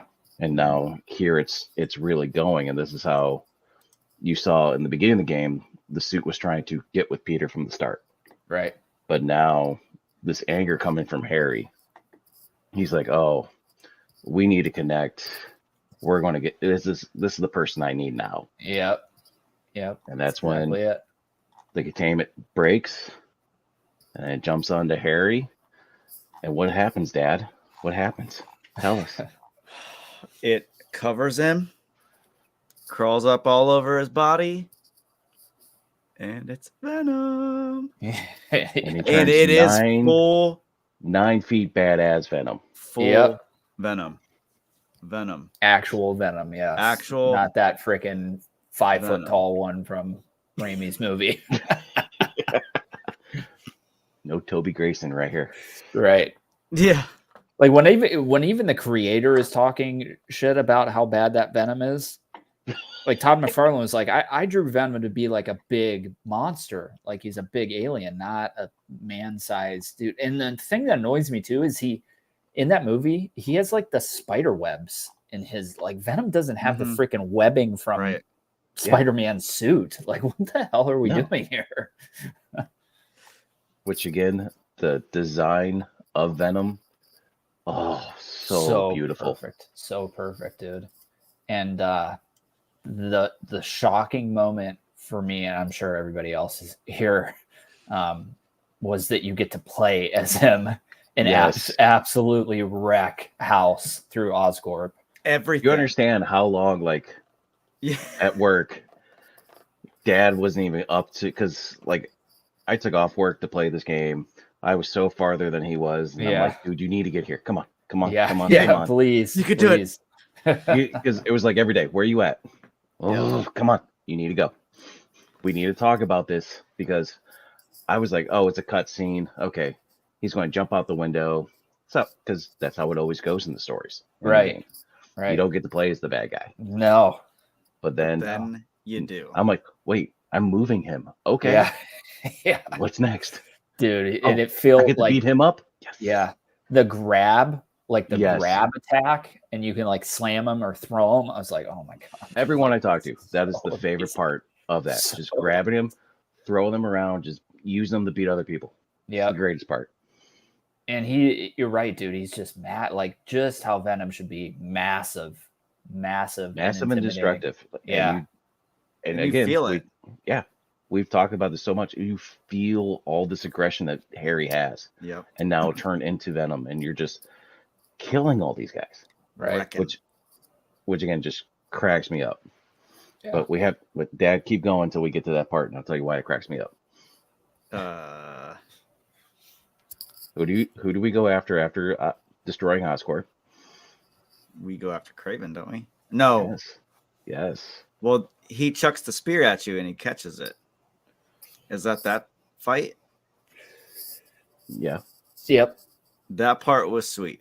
Like after he does all the wrecking, ching, like he doesn't even look; he just knows it's coming. Yeah. Yep. And then Craven comes down the sign. Oh yeah. Oh, dude, so cool. Yeah, his slide down. He was such a cool freaking villain. Like they did such a great job with him. Yeah.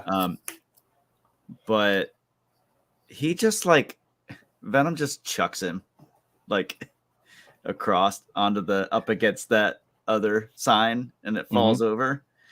And he found what he's looking for. He's found. And the best part, like match. Craven was hurt too in that fight. Yeah. Like when they showed him, you saw the blood in his teeth from battling Peter. Yeah. Right. And he was still almost toe to toe with Venom. Yeah. Well, we get a little hint because when Harry is Agent Venom, he fights Craven too, right? And whoops his ass. Well, and that's what I was thinking of. That's what made Craven going, that's the one that's going to do it. That's the one. Yeah. Yeah. So yeah, again, Craven, dude, through the game was freaking phenomenal. The ending that Craven meets here to Venom was great. Like what a perfect way to transition the main villain of the game with the new villain killing the old villain. Like such a cool way to do it. Can I just say, when Craven, like when he gets up and is looking up at Venom, the look on his face, pure joy. It was pure joy coming out that, and just like I just can't get over like the facial features and like the emotion that they have, that they're able to do with these characters. It's just freaking phenomenal. Yeah, the facial animations here are great, dude. Yes, so good. Great. There's a scene somewhere towards the middle of the game, or maybe the beginning of the game, with Miles and his mom, where there's very little talking going on, but you can see all the emotion on both their faces. And also with Haley too. Because, dude, she's doing the sign language. Yeah. You see her emotions, and it's just great. The part where Miles was told that she was getting surrounded by the symbiotes, and he goes to save her, and then that interaction they had after that, like I was just smiling. Like I'm like, this is incredible. Like so much is being told without being said. Like right. Oh, and her little side mission. Her side mission, dude, was so good. Dad, did you do her side mission? I didn't. Okay, you need to. You need to. It's phenomenal, and do it with headphones on. I've been playing with my headphones on. Yeah, do it with it headphones just on. Adds to the experience. The game, the audio with headphones on. I don't normally play with headphones. I don't either. But this is like my first game in a long time that I have, and I've missed so much of the outside world with it. Right. I had no problem with that. Well, we had talked about this at work. Where like, it just, I'm gonna wear them because I want to just be lost in this game. Yeah. Here, let's put it this way, Chad. So when the game came out, I took the day off of work, was playing it from like 6 a.m. till like 1 o'clock when I ordered like DoorDash, got my food. Oh yeah. The DoorDasher called me and was like, "Where's your house?" I'm like, "Well, the instructions are there." I'm like, "Well, I'll come outside and I'll see you." I had no clue they were putting a new fire hydrant right in front of my house. Oh my gosh, you had no idea. I had no idea what was going on. That's how immersed I was into this game. I love it. And you got it. Is that the 3D Pulse headset you're wearing right there? Yes. Okay, sweet. Yeah. Jealous. I wore Turtle Beach, like my son's Turtle Beaches, for probably 90% of the story missions in the game. Mm-hmm. So worth it to put the headphones on. Dude, oh, it is. You hear so much more in the audio. Like we said, the audio in the game is freaking phenomenal. And good whole pair of headphones with headphones on was so sweet, dude. Like, and it's funny because I had made, so I mean, we're gonna get to this point eventually, but I had made a prediction that they were gonna have to give you the symbiote back in some capacity by the end of the game, because they're not going to let you not have the symbiote at the end of the game. Right. After they give you all the powers and you have to upgrade them. So I said to Brady, I was like, I mean, I think the only way to do it is to have anti-venom in the game. I don't know if that's going to be the case. So he plays the Venom mission and then finishes the game. He's like, I need you to sit down and play it right now because I want to watch your reaction. I want to see. So he wants to see my reaction to the Venom, and then he wants to see the reaction to the other stuff. But he's like, come on, like, Like I'm like making dinner. He's like, "Are you like done eating? I want to watch." Come on, Dad, please.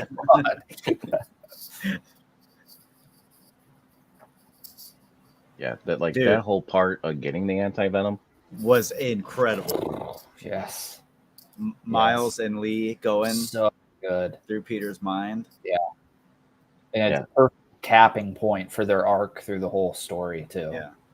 Right. That they're working together to go get this done. Such a good redemptive moment for Lee. Yeah, like he is sacrificing, giving his like just putting it all out there. He's like, I'm done being the bad guy. I want to change, you know, and it happens. And the result. Go ahead. Oh, the story how they did it, just when they get to, because Connor said, "Hey, you still have some of the symbiote in you." Yeah, so that's why we're going into Peter's brain as with Mr. Negative, and just Miles looking at him, going, "I can't forgive you for what you did, killing my dad, but I can't hold on to this hate anymore." Yeah. Which to me is the perfect human response, right? like ever, because we all want to forgive and forget, but there's some things you just can't forget. It's just you can't forgive it, but I'm going to forget it. Yeah, I can't hold on to it. Right. And hearing that from Miles and seeing them save Peter, and then just that whole section, I'm going, because you start off in the raft where you're fighting all like Scorpion, like all the supervillains that Peter has put away. Yeah. But yet the waves keep coming and coming, and it's like, well, that's the system, you know. They get into jail, but they come back out and they continue doing what they're doing. Yep. It's very frustrating, and that's probably how he feels. Yeah. Right. And then, the symbiote took them all away. Well, maybe that's what Peter really did want. And then you try to like see it. Well, how dark really is Peter's thoughts here? It goes deeper and deeper. Yeah. Yep. And then we get it to where his losing Aunt May. Dude, that's how he still would have sacrificed everyone who had the devil's breath for her. And he still feels guilty over that. Yeah. That part was very heavy. Yeah. And which no one really talks about in any like superhero aspect. It's like, oh, he did the right thing. He's going to be totally fine with it because he did the right thing. No, he's a human. Yeah. Which is why I love Spider-Man, because Peter Parker, he fucking sucked. Yeah. His life sucked as Peter Parker. Right. And like as Spider-Man, it was cool. He was awesome. Right. But Peter Parker, he just couldn't get anything going. Right. Yeah. Absolutely. Yeah. That whole section, just seeing like, I think it's this, like, it's like they're either webbed up, like Vulture's wings are up as you're walking through the hallway, and like Doc Ock's arms maybe, and all that stuff walking through there. It was just so cool, like peeking around what was going to be the next villain that's up on the wall or on the floor. Right. Yeah. So cool. But man, they did the old villains pretty dirty in this game, man. Because Craven, there's that one mission where you go through and you're like, dude, he's honestly, I don't think there's any villains alive from the first game. I don't think there is. Lee. Yeah, I don't think there. Right. I don't think there is. I think we didn't really get actual confirmation of anything that happened with Rhino. I've seen like some out of the map room that where might be for DLC, where you see his head mounted on the wall. So I think that clarifies it, but in the game they don't say it. But yeah, dude, I think he cleaned house when he came. I think maybe Tombstone's the only one that made it out alive. Well, because that started the whole Sandman thing in the beginning, right? Because they were going after him. Yep. And you had to go through all those Sandman missions to figure that out. Yeah. Find those crystals. Yep. Yeah, it's definitely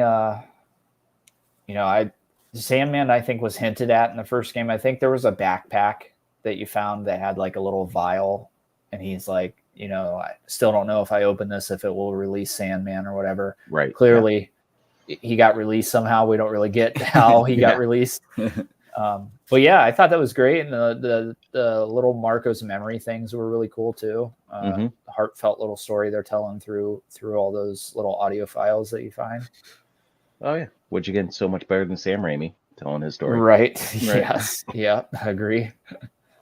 So I don't know about you guys, but when I saw Anti-Venom for the first time, my jaw hit the floor, dude. Yeah, dude. Yes. I was just excited that I predicted it right. That's why he wanted to see my reaction. Right. Because you got it right. But for me, that's such a pretty suit. Oh, dude, so good. Yeah. And just as nice, like the detail on it, the same as the Venom suit. Same. Yeah. But white. And it just felt good at that point in the game. Because you had been missing, at least I had been missing the symbiote. I was like, I want that fucking symbiote back. Like, these arms are not as cool, you know what I mean? Right. So just to get that back, and then also they don't just give it back to you and make it white. They give you 2 new abilities on top of it, which are really, really cool. Now, granted, I think now at this point I've taken it out for the pick 8 people up and punch them up against the wall one that you can swap out in the menu, just because I think those ones are so cool, and that's what those 2 replace. Right. But yeah, they could have easily just like, yeah, here's the symbiote suit, but white, but they give you new abilities to it. Yeah. Yeah. So I like that. Yeah. Oh yeah. The like the grenade almost with it, where you do that punch and it just blows up all the guys around you. Oh yeah. Love that. And still you still feel a little bit of aggression in there. Yeah. When you're throwing that stuff and going and like defeating all those symbiotes that you have to. Right. To save all those people. Yeah, and we need to touch on that because we kind of breeze over. So once Venom kind of escapes and kills Kraven, he starts, like, I guess, I don't even know. How do you want to explain it? His version of saving the world. Yeah, it's his version of saving. So the whole thing is infecting the city. Is turning them into me. Yeah, right. Right. Which basically is how the symbiotes work. Yeah. Which theoretically a whole hive mind would maybe heal a lot of people, probably. Oh, yeah. Turns them into monsters, but it's going to heal them. Right. But yeah, that's Harry's whole drive in the entire game is he wants to heal the world. He's got this thing that he can use, Peter. and he starts out honest about it. Like, he's got the EMF thing. They're doing a lot of research on everything, but then it gets to the point where this is maybe the path we need to take. Let's just turn them all into symbiotes. You know? Right. Because the best way is because he was doing it for his mom because that's what she wanted. Right. And you hear that in the first game, and after he bites off Craven's head, and then it's like, what did I just do? One, you killed everyone in Oscorp. And this is the guy you're crying over because you bit his head off, which I laughed. I'm sorry. Yeah, for sure. But he goes to his mom's grave and he's like, what am I to do? And then Venom in his mom's voice is like, we're going to heal the world, son. Yep. Mm-hmm. And I love how they like distorted it where you hear hers and Venom's voice at the same time. Well, they did that with Peter when Peter had it. Mm-hmm. Dude. So it's this point where the city changes pretty drastically. We're getting these like symbiote growths through the city. Because go ahead. Did they get the meter? Yeah, they got the meter right. That's why everything's growing like that, because that's where like Venom's power is really at. And they're trying to find out where it's coming from. Yes. Right. And we add in new like side quests with the symbiote nests, which are really fun. And I don't know if you know this. I beat the game before I did any of those. And I was like noticing like, dude, there's only like freaking the only thing that you're going to be able to replay at the end of the game is the crimes. And there's like 3 of them. I'm like, dude, this is like, they could have at bare minimum put all the other crimes in to keep it busy. Right. If you take down all those nests, all those other crimes come back. So the hunters come back, the chases come back, everything. So everything is in there. So I was like, oh, okay. That's relieving a little bit. But yeah, the symbiote enemies, dude, are brutal. They are absolutely brutal. And I love that they're all different colors. There's like a purplish one, green one, pink one, and then the big gray, like as big as Venom one. Yes, the brute one. Brutal, dude. I hate anytime that thing shows up. And the cool thing about the crimes at the end of the game, Like if you do like an arson crime, those things can pop up at any moment. They'll just show up, and Peter will be like, "Oh, the symbiotes are here!" Like, "Oh, great!" It's like his line he says a couple times through the game, like, "Oh, I was wondering if this could get any harder." That's like how I feel every time they show up. But yeah, the enemy types are great. The green ones are cool because they pretty much dodge every attack you throw at them, but they can be taken down with a single web shot, which I think is really cool. Yeah, which I found out the hard way. Yeah. So that I was not expecting to be fighting like a group of enemies that were symbiotes. So that's really, really cool. And they just keep coming, like dude, hordes of them. Yeah, yes, mayhem. Especially when you do those nests. Oh, dude, brutal. And you start the nest, and then you look at the top left to see how long you have, and you see that 2 minutes. You're like, oh, yep. And it's just mayhem. And I've never been the biggest fan of like defending something with another health bar in a game. Hate it. Can't stand it. I think it's done relatively well here. It's fun here. It's not like, like the old like Grand Theft Auto missions where you had to like defend the person who didn't. The AI sucked on it, and they would just stand out in the open and get shot. Right.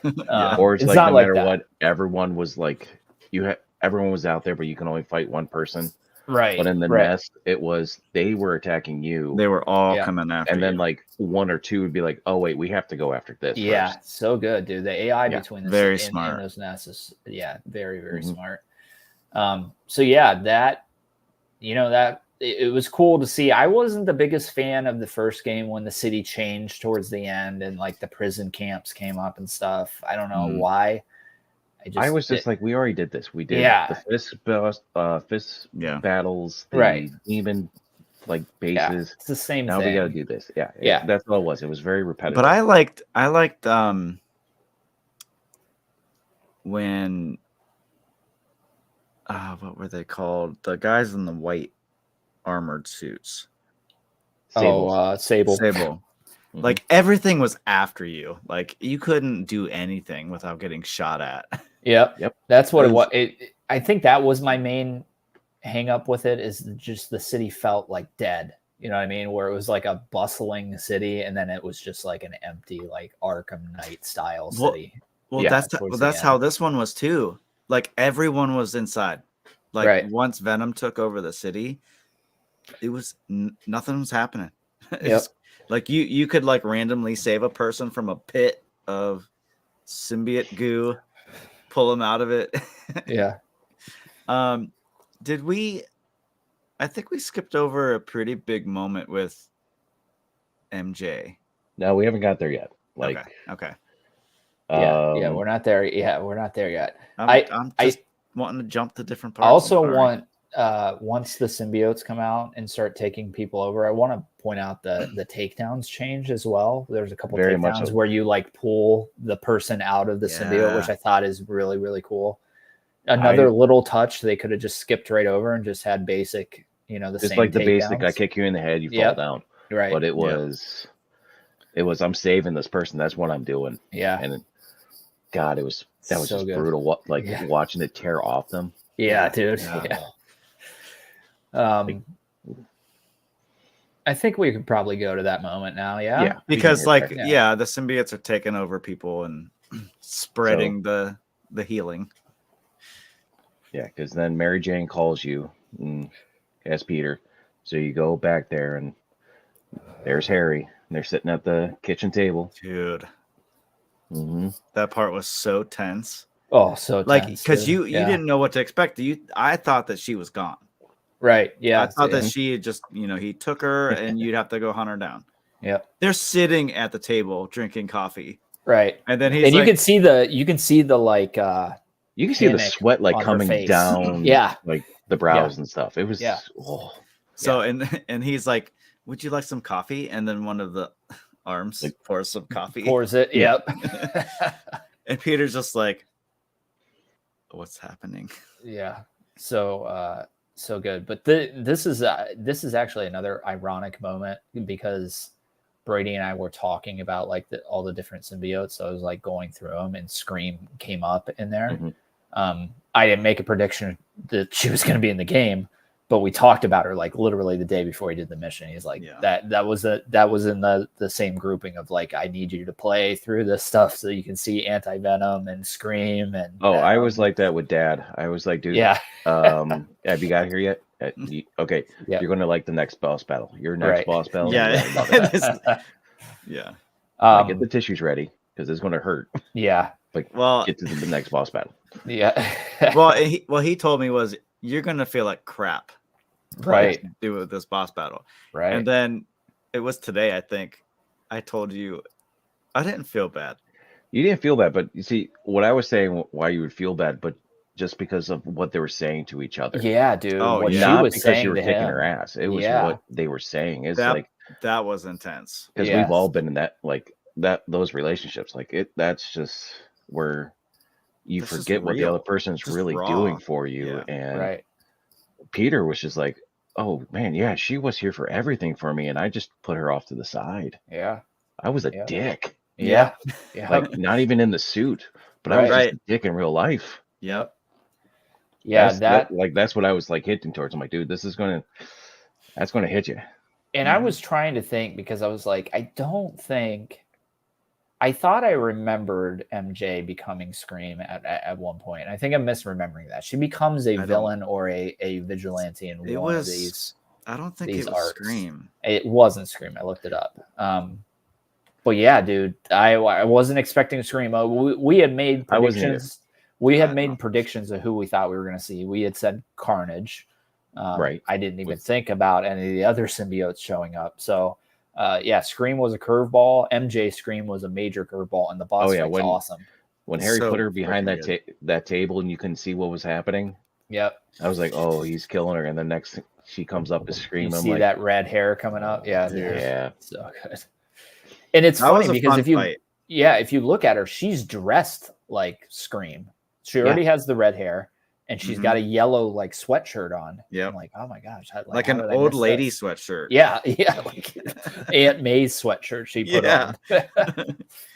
That whole boss fight's cool in the neighborhood too, which is really cool. It feels very different to be in like the suburbs of New York, right? And tough fight too. I don't think it killed me, but it was a slugfest between. It was. And then cool environmental things like the pipes you could pull down to cause the noise to make her kind of stunned for a little bit. Mm-hmm. But yeah, dude, Scream. I mean, I was excited. It was a total curveball. I wasn't seeing it. Was. I knew. I mean, they were hinting very heavily that Harry was going to become Venom. And we all knew from the first game it was going to be Harry, but but the thing that I really enjoyed about this is they did their own take on a beloved character, right? And the stories that we all know, and they pulled it off. And I'll be honest, dude, I love Eddie Brock. Didn't miss him at all in this game, dude. Like Harry's Venom is awesome. I know. I'm trying to remember what cartoon they tried to do this with too, where Harry was Venom. It was one of the new ones. I know it wasn't the Spectacular Spider-Man, but like one of the new ones Disney came out with. Okay, gotcha. It was Harry who started it off, but this one right here, this was the best one. Nails it. Yeah. Nails it. If it wasn't Eddie, Harry just came right on top. Right. I agree. I would say that this is my favorite Spider-Man story. Yeah. Oh yeah. Yeah, for sure. Yeah. Like I said, every part of it. I mean, it's combined. It's like my two favorite stories are Kraven's Last Hunt and the alien suit story in any capacity. So it's combining both of those stories, which is like it was made for me. You know what I mean? Right. Like they listened to my heart and made a freaking Spider-Man game that calls perfectly to me.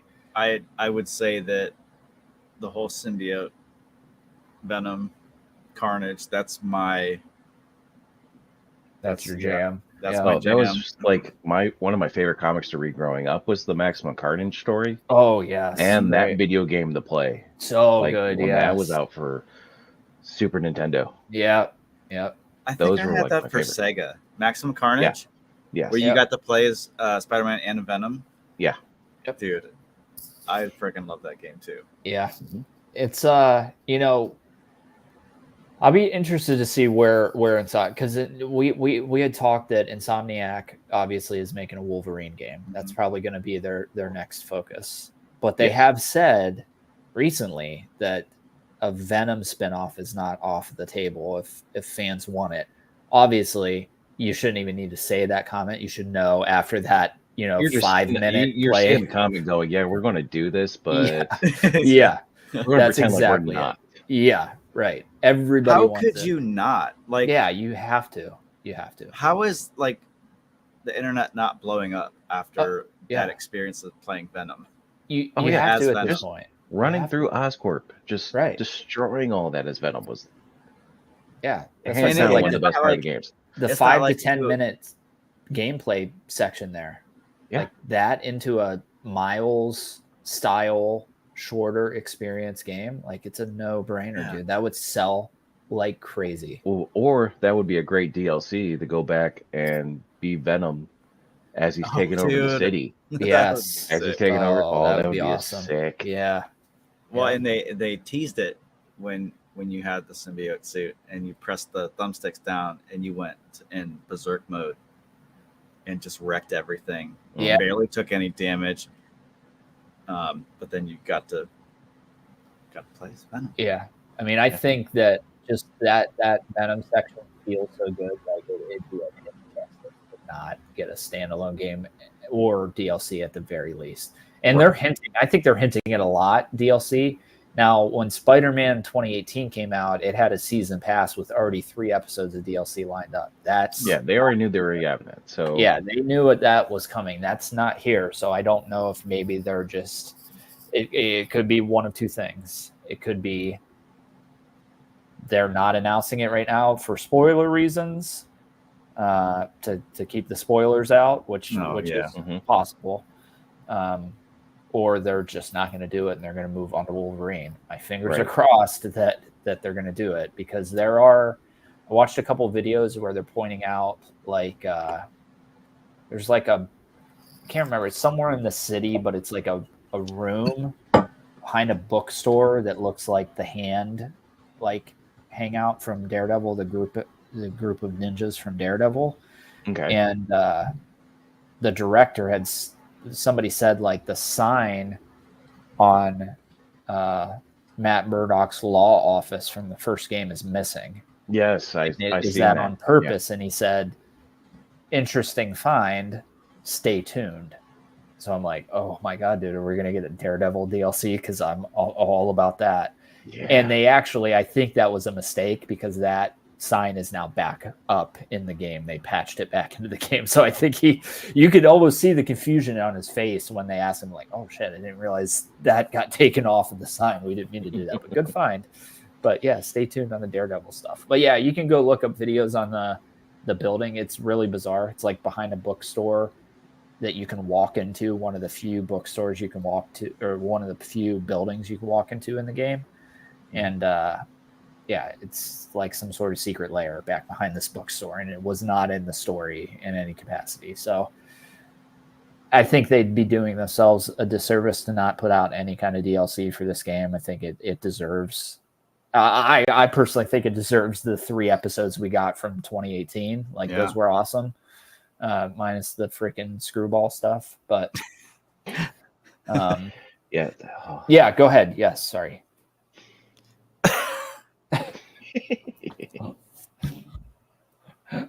I'm not going to do that, Billy. I'm just saying, since I didn't beat it, you guys can talk about the final boss if you want, so I can go. Oh, so you can go pee. All right, yeah, beat it. All right, cool. Yeah. BRB. Yeah, so the Venom fight. Tell me about what you felt about the final fight of the game. Oh, I felt that was amazing. Like bringing it back to Midtown High, where hey, this is going to be, we're going to save the world. We're going to use our project. So this is where we became best friends. And just during the fight, you're like, this is where Flash Thompson kicked her ass all the time. Yeah. Yep. This is where we bonded. Yeah. we were here on the football field when you got the call that your mom died. Yeah, dude, And so just good. it was like Yeah, I love the like the environmental aspects you had to do with it. Like yeah, when you had that police car hanging. Oh, I ran out of my sonic blast. It's like I gotta find something to get some noise in here. yep, Like they mapped that out so perfectly. perfectly. Yeah, perfectly. I love the aesthetics of the school too. How it's all ripped apart and everything. Yes. It looks awesome. And the boss fight's epic, dude. Like as it should be, like the most epic fight in the game, I think. Yeah. Through and through. And then this might be the fight that was like 6 phases long too. Like it was like a long, epic boss It was fight. because you had the 2 phases at the school. Yep. And then when he realizes that we took the meteorite, Right. we're trying to destroy it, and he grew those wings. Yeah, oh, dude, so Like, good. wait, Yeah. when did Venom learn how to do that? Yeah, yeah. It's funny because that's from the comics.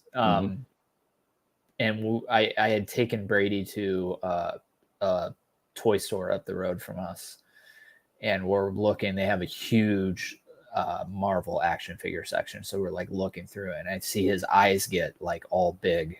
I'm like, "What's up with you?" And he's like, "There's a major spoiler in this aisle." I'm like looking around, and I looked at every action figure. I'm like, I have no idea. Like, there's no Spider-Man 2 action figures here. And then I get to that point where he grows the wings, and he's like, that's what the spoiler was. There was an action figure there with Venom with the wings. I was like, gotcha. Yeah, cool. Was not expecting to see the winged. No, I wasn't Venom. either. Yeah, and the fight there is awesome. The ending of the fight. The whole section with the winged was awesome. It just felt so good dodging the stuff he's throwing at you and throwing the third thing back at him. And the way the fight that it was that you were Miles then, because Peter brought you he brought Peter back there to the facility, and then you're Miles. Right. And because Miles is like, this is a guy I just met. Right. I care about him because Peter cares, but you know what? I'm going to rough him up. Yeah. I don't care. Yeah. That's it. I'm giving it to him. Right. There's no holding back here. And it's cool that you get to fight him as both Peter and Miles. You get that first section with Peter, and then Miles comes in with the winged. And I can't remember what is like Peter like knocked out at this point. I think he's knocked out. Apparently the flight over knocked him out. Yeah. Yeah. I mean, it was a flight with Venom, so that's probably the case. But yeah, and then the end.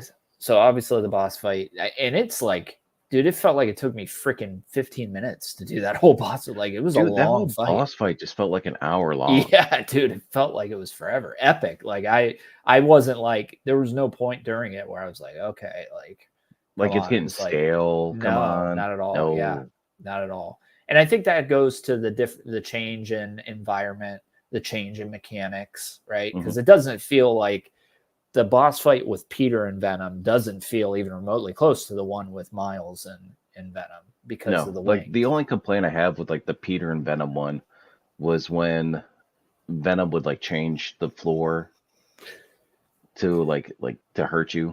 Yeah. Like it was back in the first game, like with Doc Ock, where you're on top of Oscorp and then he sets the whole. Yeah. I'm like, oh, really, guys? You had to do this.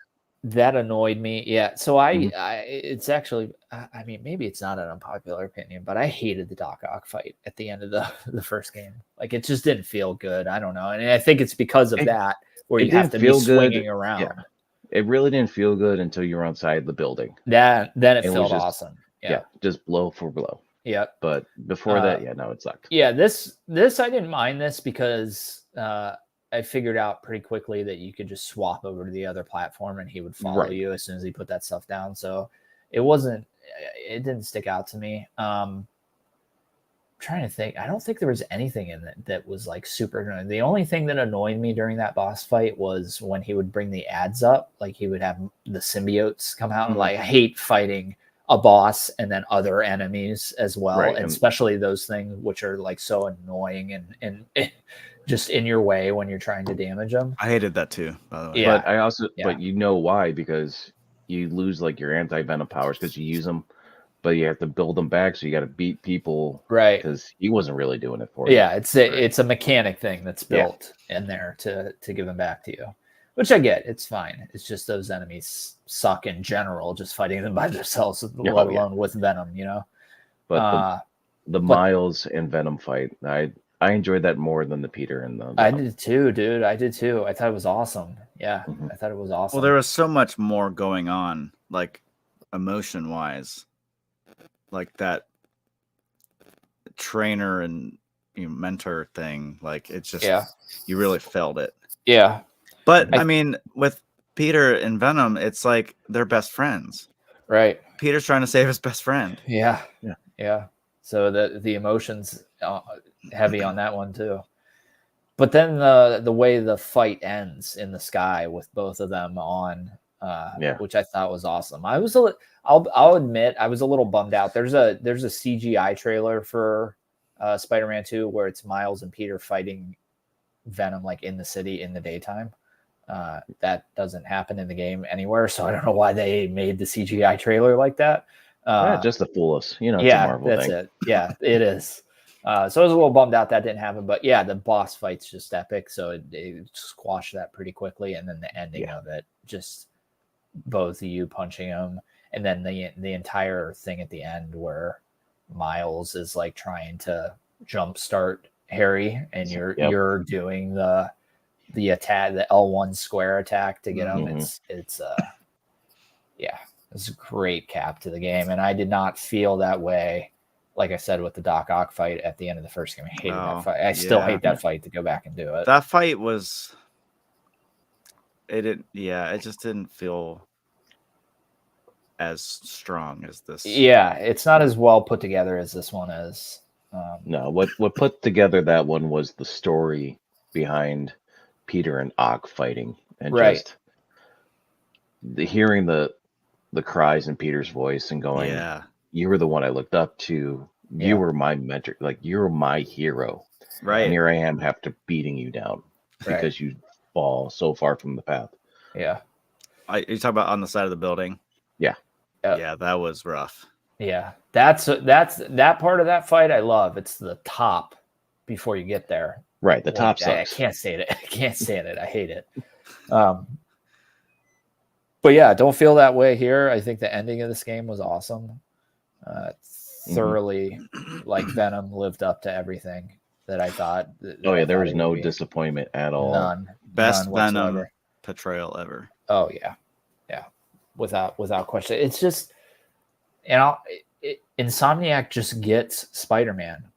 That's it. They understand the character. They understand the characters around them. They understand New York City is a character in Spider-Man as well. There's a lot of good New York City stuff throughout this game and the previous games. All those photo ops that you have to do just shows how much New York City is just its own little being. Yeah. It's living. Yeah. Yeah, it's awesome. And this city, especially on fidelity, I didn't play on performance. I know the like traffic density and pedestrian density is dialed down a little bit on performance.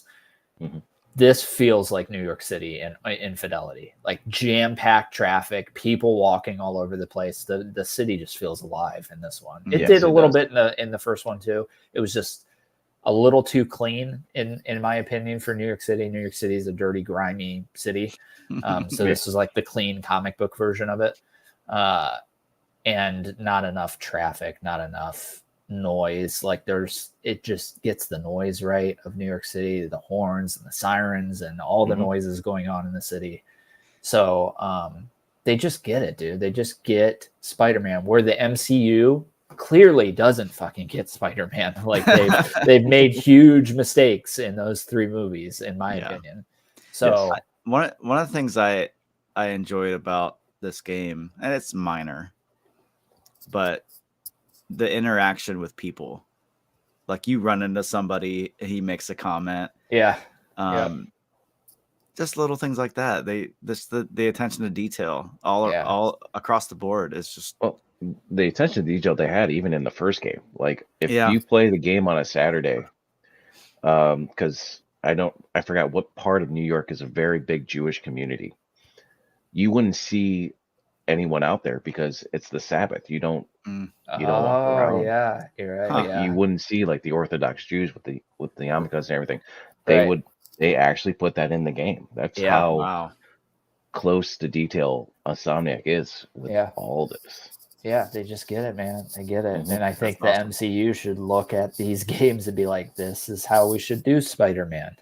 This And is if the you're right gonna way. make adjustments to the story or these characters, Insomniac got it right. Yeah. They made some major changes in Major the story, changes. Yeah. but it worked. It worked perfectly. Yeah, hmm I agree. No complaints at No. all. It's almost like what DC needs to do. Like, Yeah. stop making these crappy movies. The animated movies are the best ones you guys make. Yes. Take Mhm. those stories and make them live action. Yep. Thoroughly. Yeah, that's that was the one thing that bummed me out because it had been a while since I had like interacted with any Spider-Man stuff. I hadn't when 2018 came out, I hadn't seen past the Raimi trilogy. So I hadn't seen any of the Amazing. Oh, wow. I hadn't seen Homecoming, which was out at the time. Right. And I was like, dude, I can't wait because I'm a big Batman guy, so I was like, I can't wait to get to all the animated movies because the animated Batman movies are phenomenal. Look up animated Spider-Man movies, nothing. Yeah. The only thing that there was like a movie that was coming out in like 2 months called Into the Spider-Verse, which ended up being probably the best comic book animated movie of all time. But that's it. Like there's not like you could find there's like 50 animated Batman movies. Seriously. Yeah, Because like and they're all amazing. Yeah. Because from the 90s when we grew up with Batman the Animated Series, that's when all that started coming out. They just knew how to do it in cartoon version. Yeah. They couldn't put that on the big screen, which is like, how couldn't you? Yeah, I agree, man. You had it all right here. Yeah. It's just and I liked the way that they take like a graphic novel from Batman and make it into a single animated movie. Like I love Batman: The Long Halloween. They made that into a 2-part animated movies, which are great. Year One also is awesome. But I wish they would do that with Spider-Man because Spider-Man has some really good graphic novels. Kraven's Last Hunt is one of them. Spider-Man Blue is amazing as well.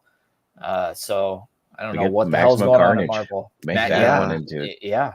They need to do Carnage for sure. My hope here is that so they're coming out. You remember the X-Men animated series from the 90s? They're coming out. Right. They're doing the X-Men 97. I think is what it's called on Disney. My hope, fingers crossed, is that does really good. And they look at Spider-Man, the animated series that was airing at the same time as that. Is like, maybe we should give that the treatment.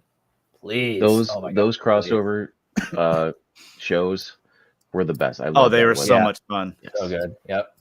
My favorite cartoons as a kid growing up. Absolutely. X-Men.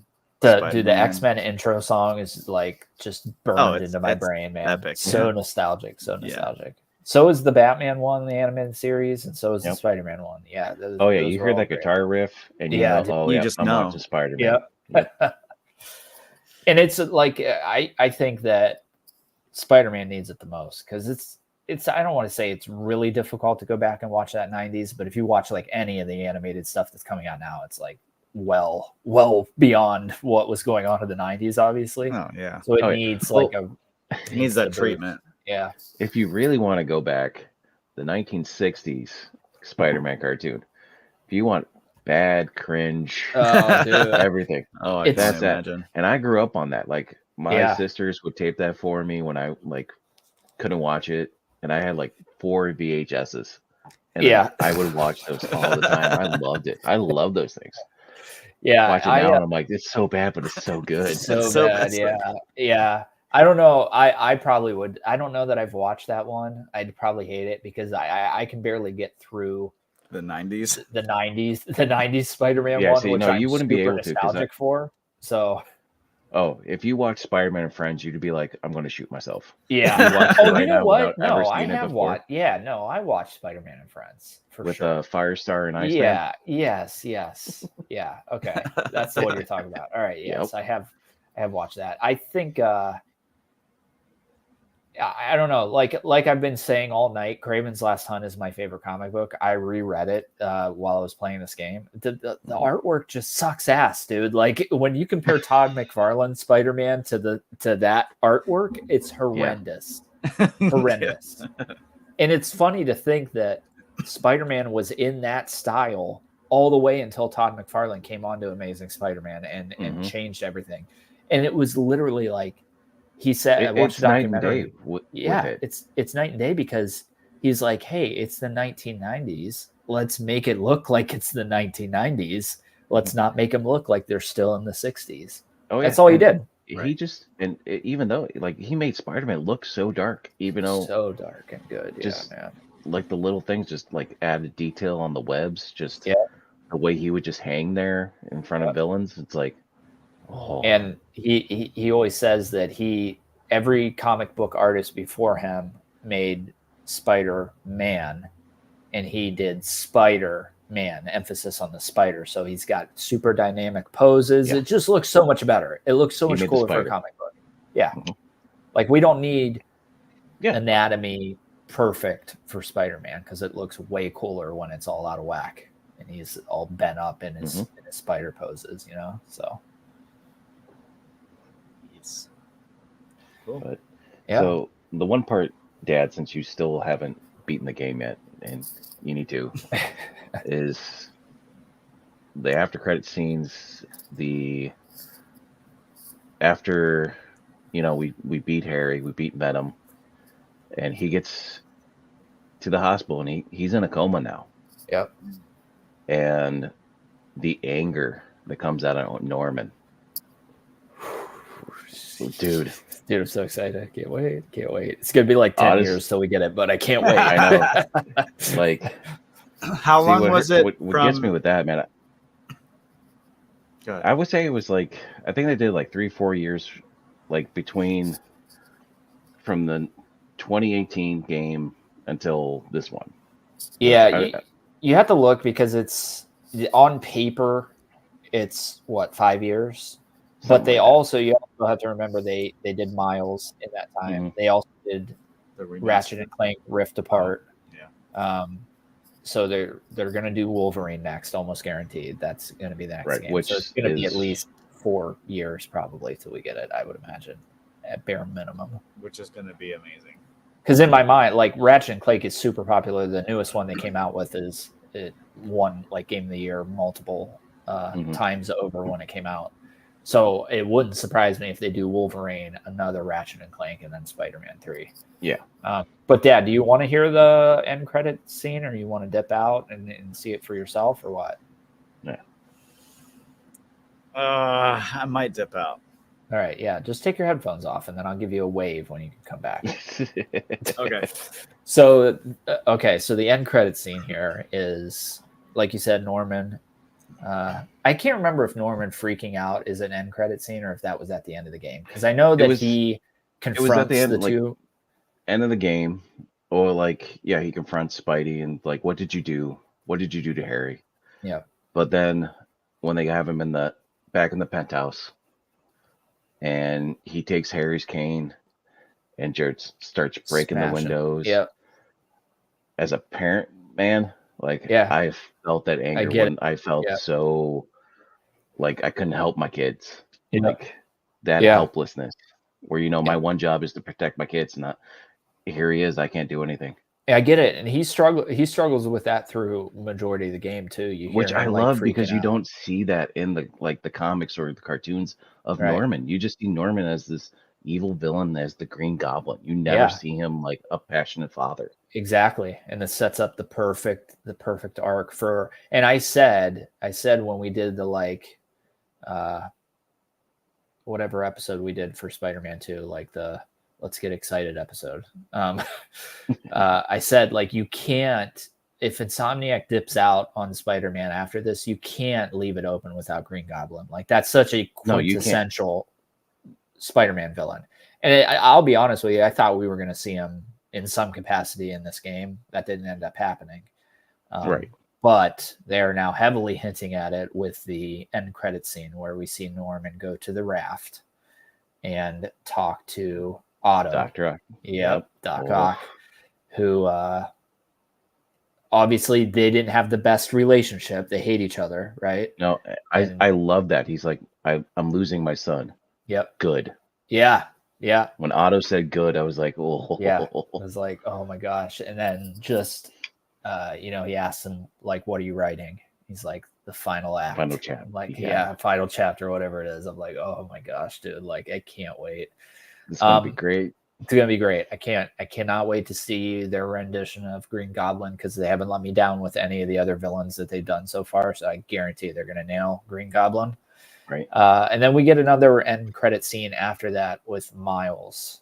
Yes. And this is Haley hinting at do we see Haley and him at his mom's place, and they're getting ready for dinner, and his new boyfriend. Mom, has a new boyfriend which is discussed throughout the game. We don't ever hear who it is. But it was no surprise thing that, a guy's just showing up at the door. Yep.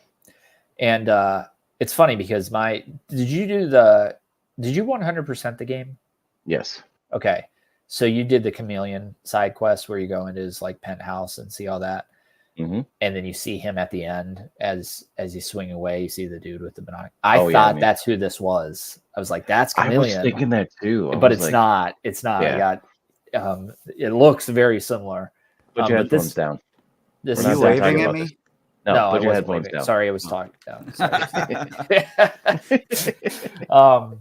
So we get. This is, I think, a hint at Silk. I think that's who this girl is. When I heard this is my daughter Cindy, I'm like, oh yes. So this super exciting. I don't know. There's so many directions they can go with that because they're going to have to introduce her in some capacity probably before the game. So they could theoretically do another Miles type spinoff with Silk. Yeah. I don't know what path they're going. I don't know if she's going to be like a third playable character in the third game, which could be really cool. Or they could do the whole like raid thing and just have her just be part of the side missions. Yeah. I think that would probably be the best route because three different playable characters can get muddy real quick. Yeah. But yeah. Yes, it is an Italian thing. I am sorry. Yeah, that's it is. It is an Italian thing. That's exactly it. Okay, now you can come. Now I'm waving. Yeah. You can't hear me. There you go. Now I'm waving. So it is an Italian thing. I talk with my hands. Oh, yeah. I apologize. Yeah. Oh no, Dad knows. I do it all the time at work. Yep. He sees it. So when I go to put a comment on the screen, it like takes forever to show up. And then it takes forever to go away, and it's actually still on the screen. But I checked. It's gone on mine. Live, and it's gone. It's got to be mine. It's got to be something with my computer. Who cares? Anyway, I'm excited to finish this. Yes. And, experience what you guys were just talking about. Yep. Very excited for what's to come from Insomniac as a whole. They do it right. They do. Whatever they make, it's just gold. Yeah. I mean, it's not gonna be perfect, obviously, but I have good. I have virtually no emotional ties to Wolverine in the slightest, but I'll pick that game up day one because I know they're gonna nail it. I know they're gonna nail it. Yeah, he's one of my favorites. Is he? Yeah, I'm excited between him and Spider-Man. And even Batman as a kid, those were my faves. Yeah, I see. Mine was Cyclops. Out of the X-Men, Cyclops is sweet. Yeah, they did him so bad in the movies. Oh, dude, yeah. What the fuck happened there, bro? Yeah, he's not even fun to. He sucks. Not fun. Yeah. No, he's not. Yeah. Good. Well, it was very simple. They're like, we're doing Hugh Jackman, Wolverine. That's going to be our star. Yep. No one else matters. Yeah. And that's what it was. I mean, you had Halle Berry. I mean, she was pretty good. Yeah. I mean, she was okay. I think what's his face is Professor X is good too. Yeah. Oh, Patrick Stewart. Yeah. Patrick Stewart's great. But those movies, I don't know. They're missing something. I don't know. It was the first round of that's true movies. Yeah. So we've come a long way for sure. And I'm excited because I'm sure because Disney's now acquired the X-Men rights, Gambit for me. Yeah, Freaking throwing the love cards, dude. Oh, dude. Yeah. Yeah, that like seriously, those were the three powers. You know, yeah, Wolverine, Cyclops, and Gambit. Those three were the best. I love Yep. those. Yep. Yeah, I agree.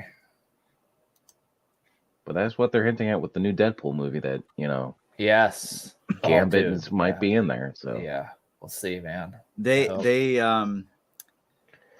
But here's the thing, man. Disney's just screwing so much up right now. That's true. That's true. They and I think they know it too, because there's like an article came out today that said they're thinking about bringing the original Avengers back for a movie. So they know that it's not working past that group, which is a good thing, I guess. I think they should lean on what is working. And I think as much as I talk shit about Spider-Man in the MCU, that is working. You know what I mean? Out of everything else, that's working the best. Yeah. So I feel that like should be the. I feel like Loki's working. From everything I've heard, season 2 is pretty good. I think their shows are it yet. fine. Yeah, I think their shows are good. I loved Hawkeye. Obviously, I love Daredevil's Wilson Fisk, and he's in there. So that was awesome. But yeah, I don't know. The new movies just suck, dude. Like we had to watch whatever the newest Thor was, Love and Thunder for the podcast. Like and I was like Thor Ragnarok was good because it took you off pace from what it had been. Yeah, but then they just went way overboard with in that same direction. They went. Yeah. It just totally it killed Thor for me because the jokes worked in Ragnarok. You know, all those one-liners and the they did whatever the quips. You know, didn't. They should have just left it alone. They leaned way too heavy into it on Love and Thunder, though. I was like, dude, what the hell? Like halfway through that movie, it's like, why the hell am I watching this? Oh, because honestly, I'm being forced to watch it. Against my will. But again, it was more of the director. Who was it? Tiki Tak.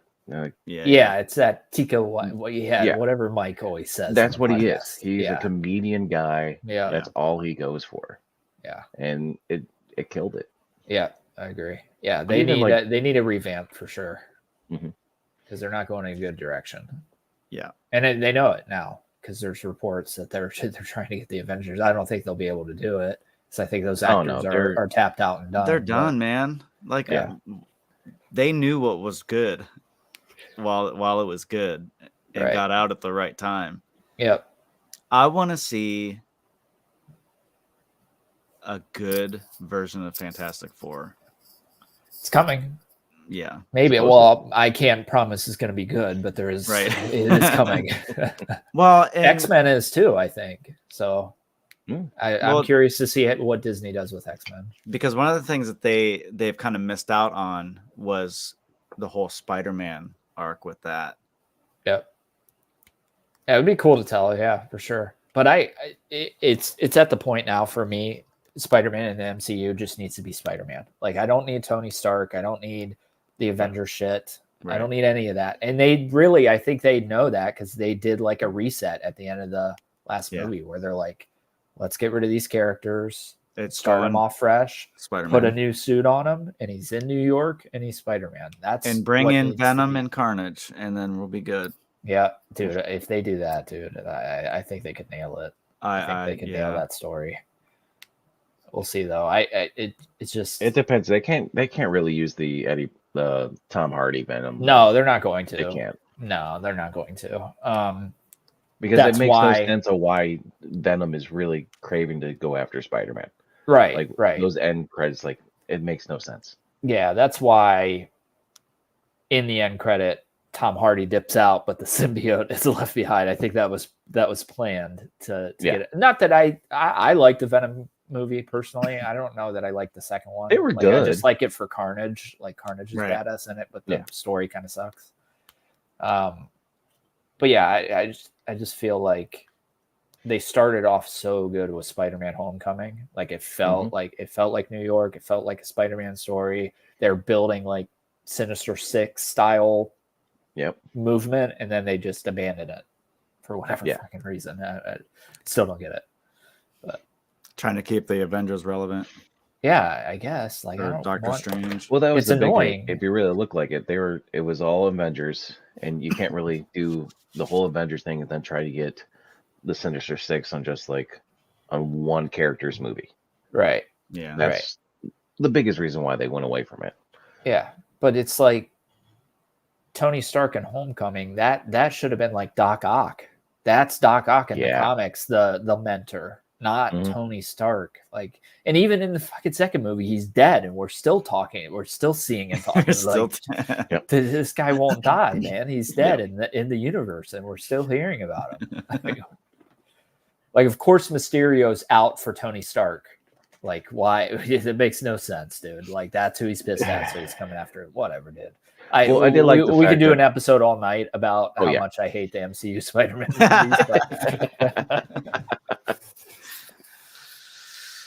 movies. We have any final words from either of you gentlemen? No. Just if you don't have the game, get the game. Absolutely. Like, get the game. Game of the year. Yeah, and I great do. storytelling. Like our listeners will probably appreciate this because of my arrow quiver story from Ghost of Tsushima, where I just absolutely tormented the developers until they took it out of the game. I am currently in the process of redoing that again with Spider-Man 2 because I want Scarlet Spider with a hood up option. It's like, yes. So I literally every single day since the game came out have been tweeting them and putting pictures of Scarlet Spider from the comics with his hood up every day. So hopefully I can do it again. We'll see if I can accomplish it again. But my final word is that whole story with Scarlet Spider in the comics, Ben Reilly, favorite storyline. Yeah, that fun. whole thing was. And his suit's awesome. I've been waiting. That is the best suit ever. He's just cool. I don't necessarily like Insomniac's rendition of it. Scarlet Spider in my mind has the ripped off sleeves, like he is in Across the Spider-Verse. Yeah, that's the one I picture. So I wish, hopefully, we'll get that suit, but I'm focusing on the hood up option for the one right now. Just it's infuriating me. It's infuriating me because they have suits in the game that have the hoods up. And for whatever reason, Scarlet Spider did not get on the list. Like, I don't get it. Yeah, I don't know. But seriously, one of the best storylines. Yes. Yeah, I agree. All right. So, we love Spider-Man. This was a wonderful game. I need to finish it. Yes, you do. You're right there. I mean, it's yeah. And you needed to go do the side quest stuff too, because there's a lot of good stuff. I plan on it. Yeah, I know you were trying to grind it down and get to the game done, but yeah, you're going to enjoy the side quests and every aspect of this game. There's really nothing bad about it. Not a dull moment. Nope. Cool. All right. Well, thanks everybody for stopping by. Hey, thanks for having me, guys. Thank you guys for being absolutely. here. It was great. We had a very fun time. We all love Spider-Man. We could probably do another episode just on Spider-Man. Yep. All right. If that's it, we'll see you next time. Later. Oh. Slow video loading. I apologize.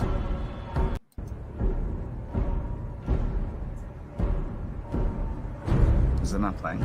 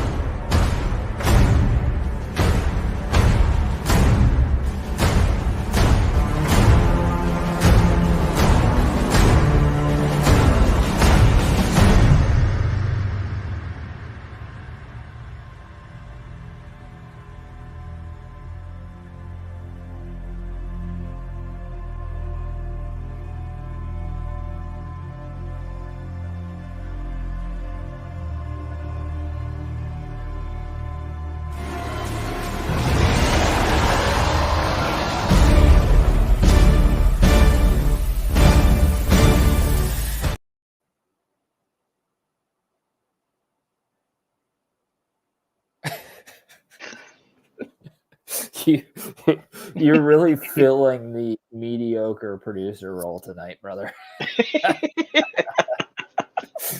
You're nailing it. You're doing a great job. What happened? You didn't back us out, so when you were playing the video, you were talking, and everybody could still hear you talking. And you might have been talking to yourself. I don't know. Who you Oh, were he was talking with. to himself Yeah, already. he was definitely talking to himself.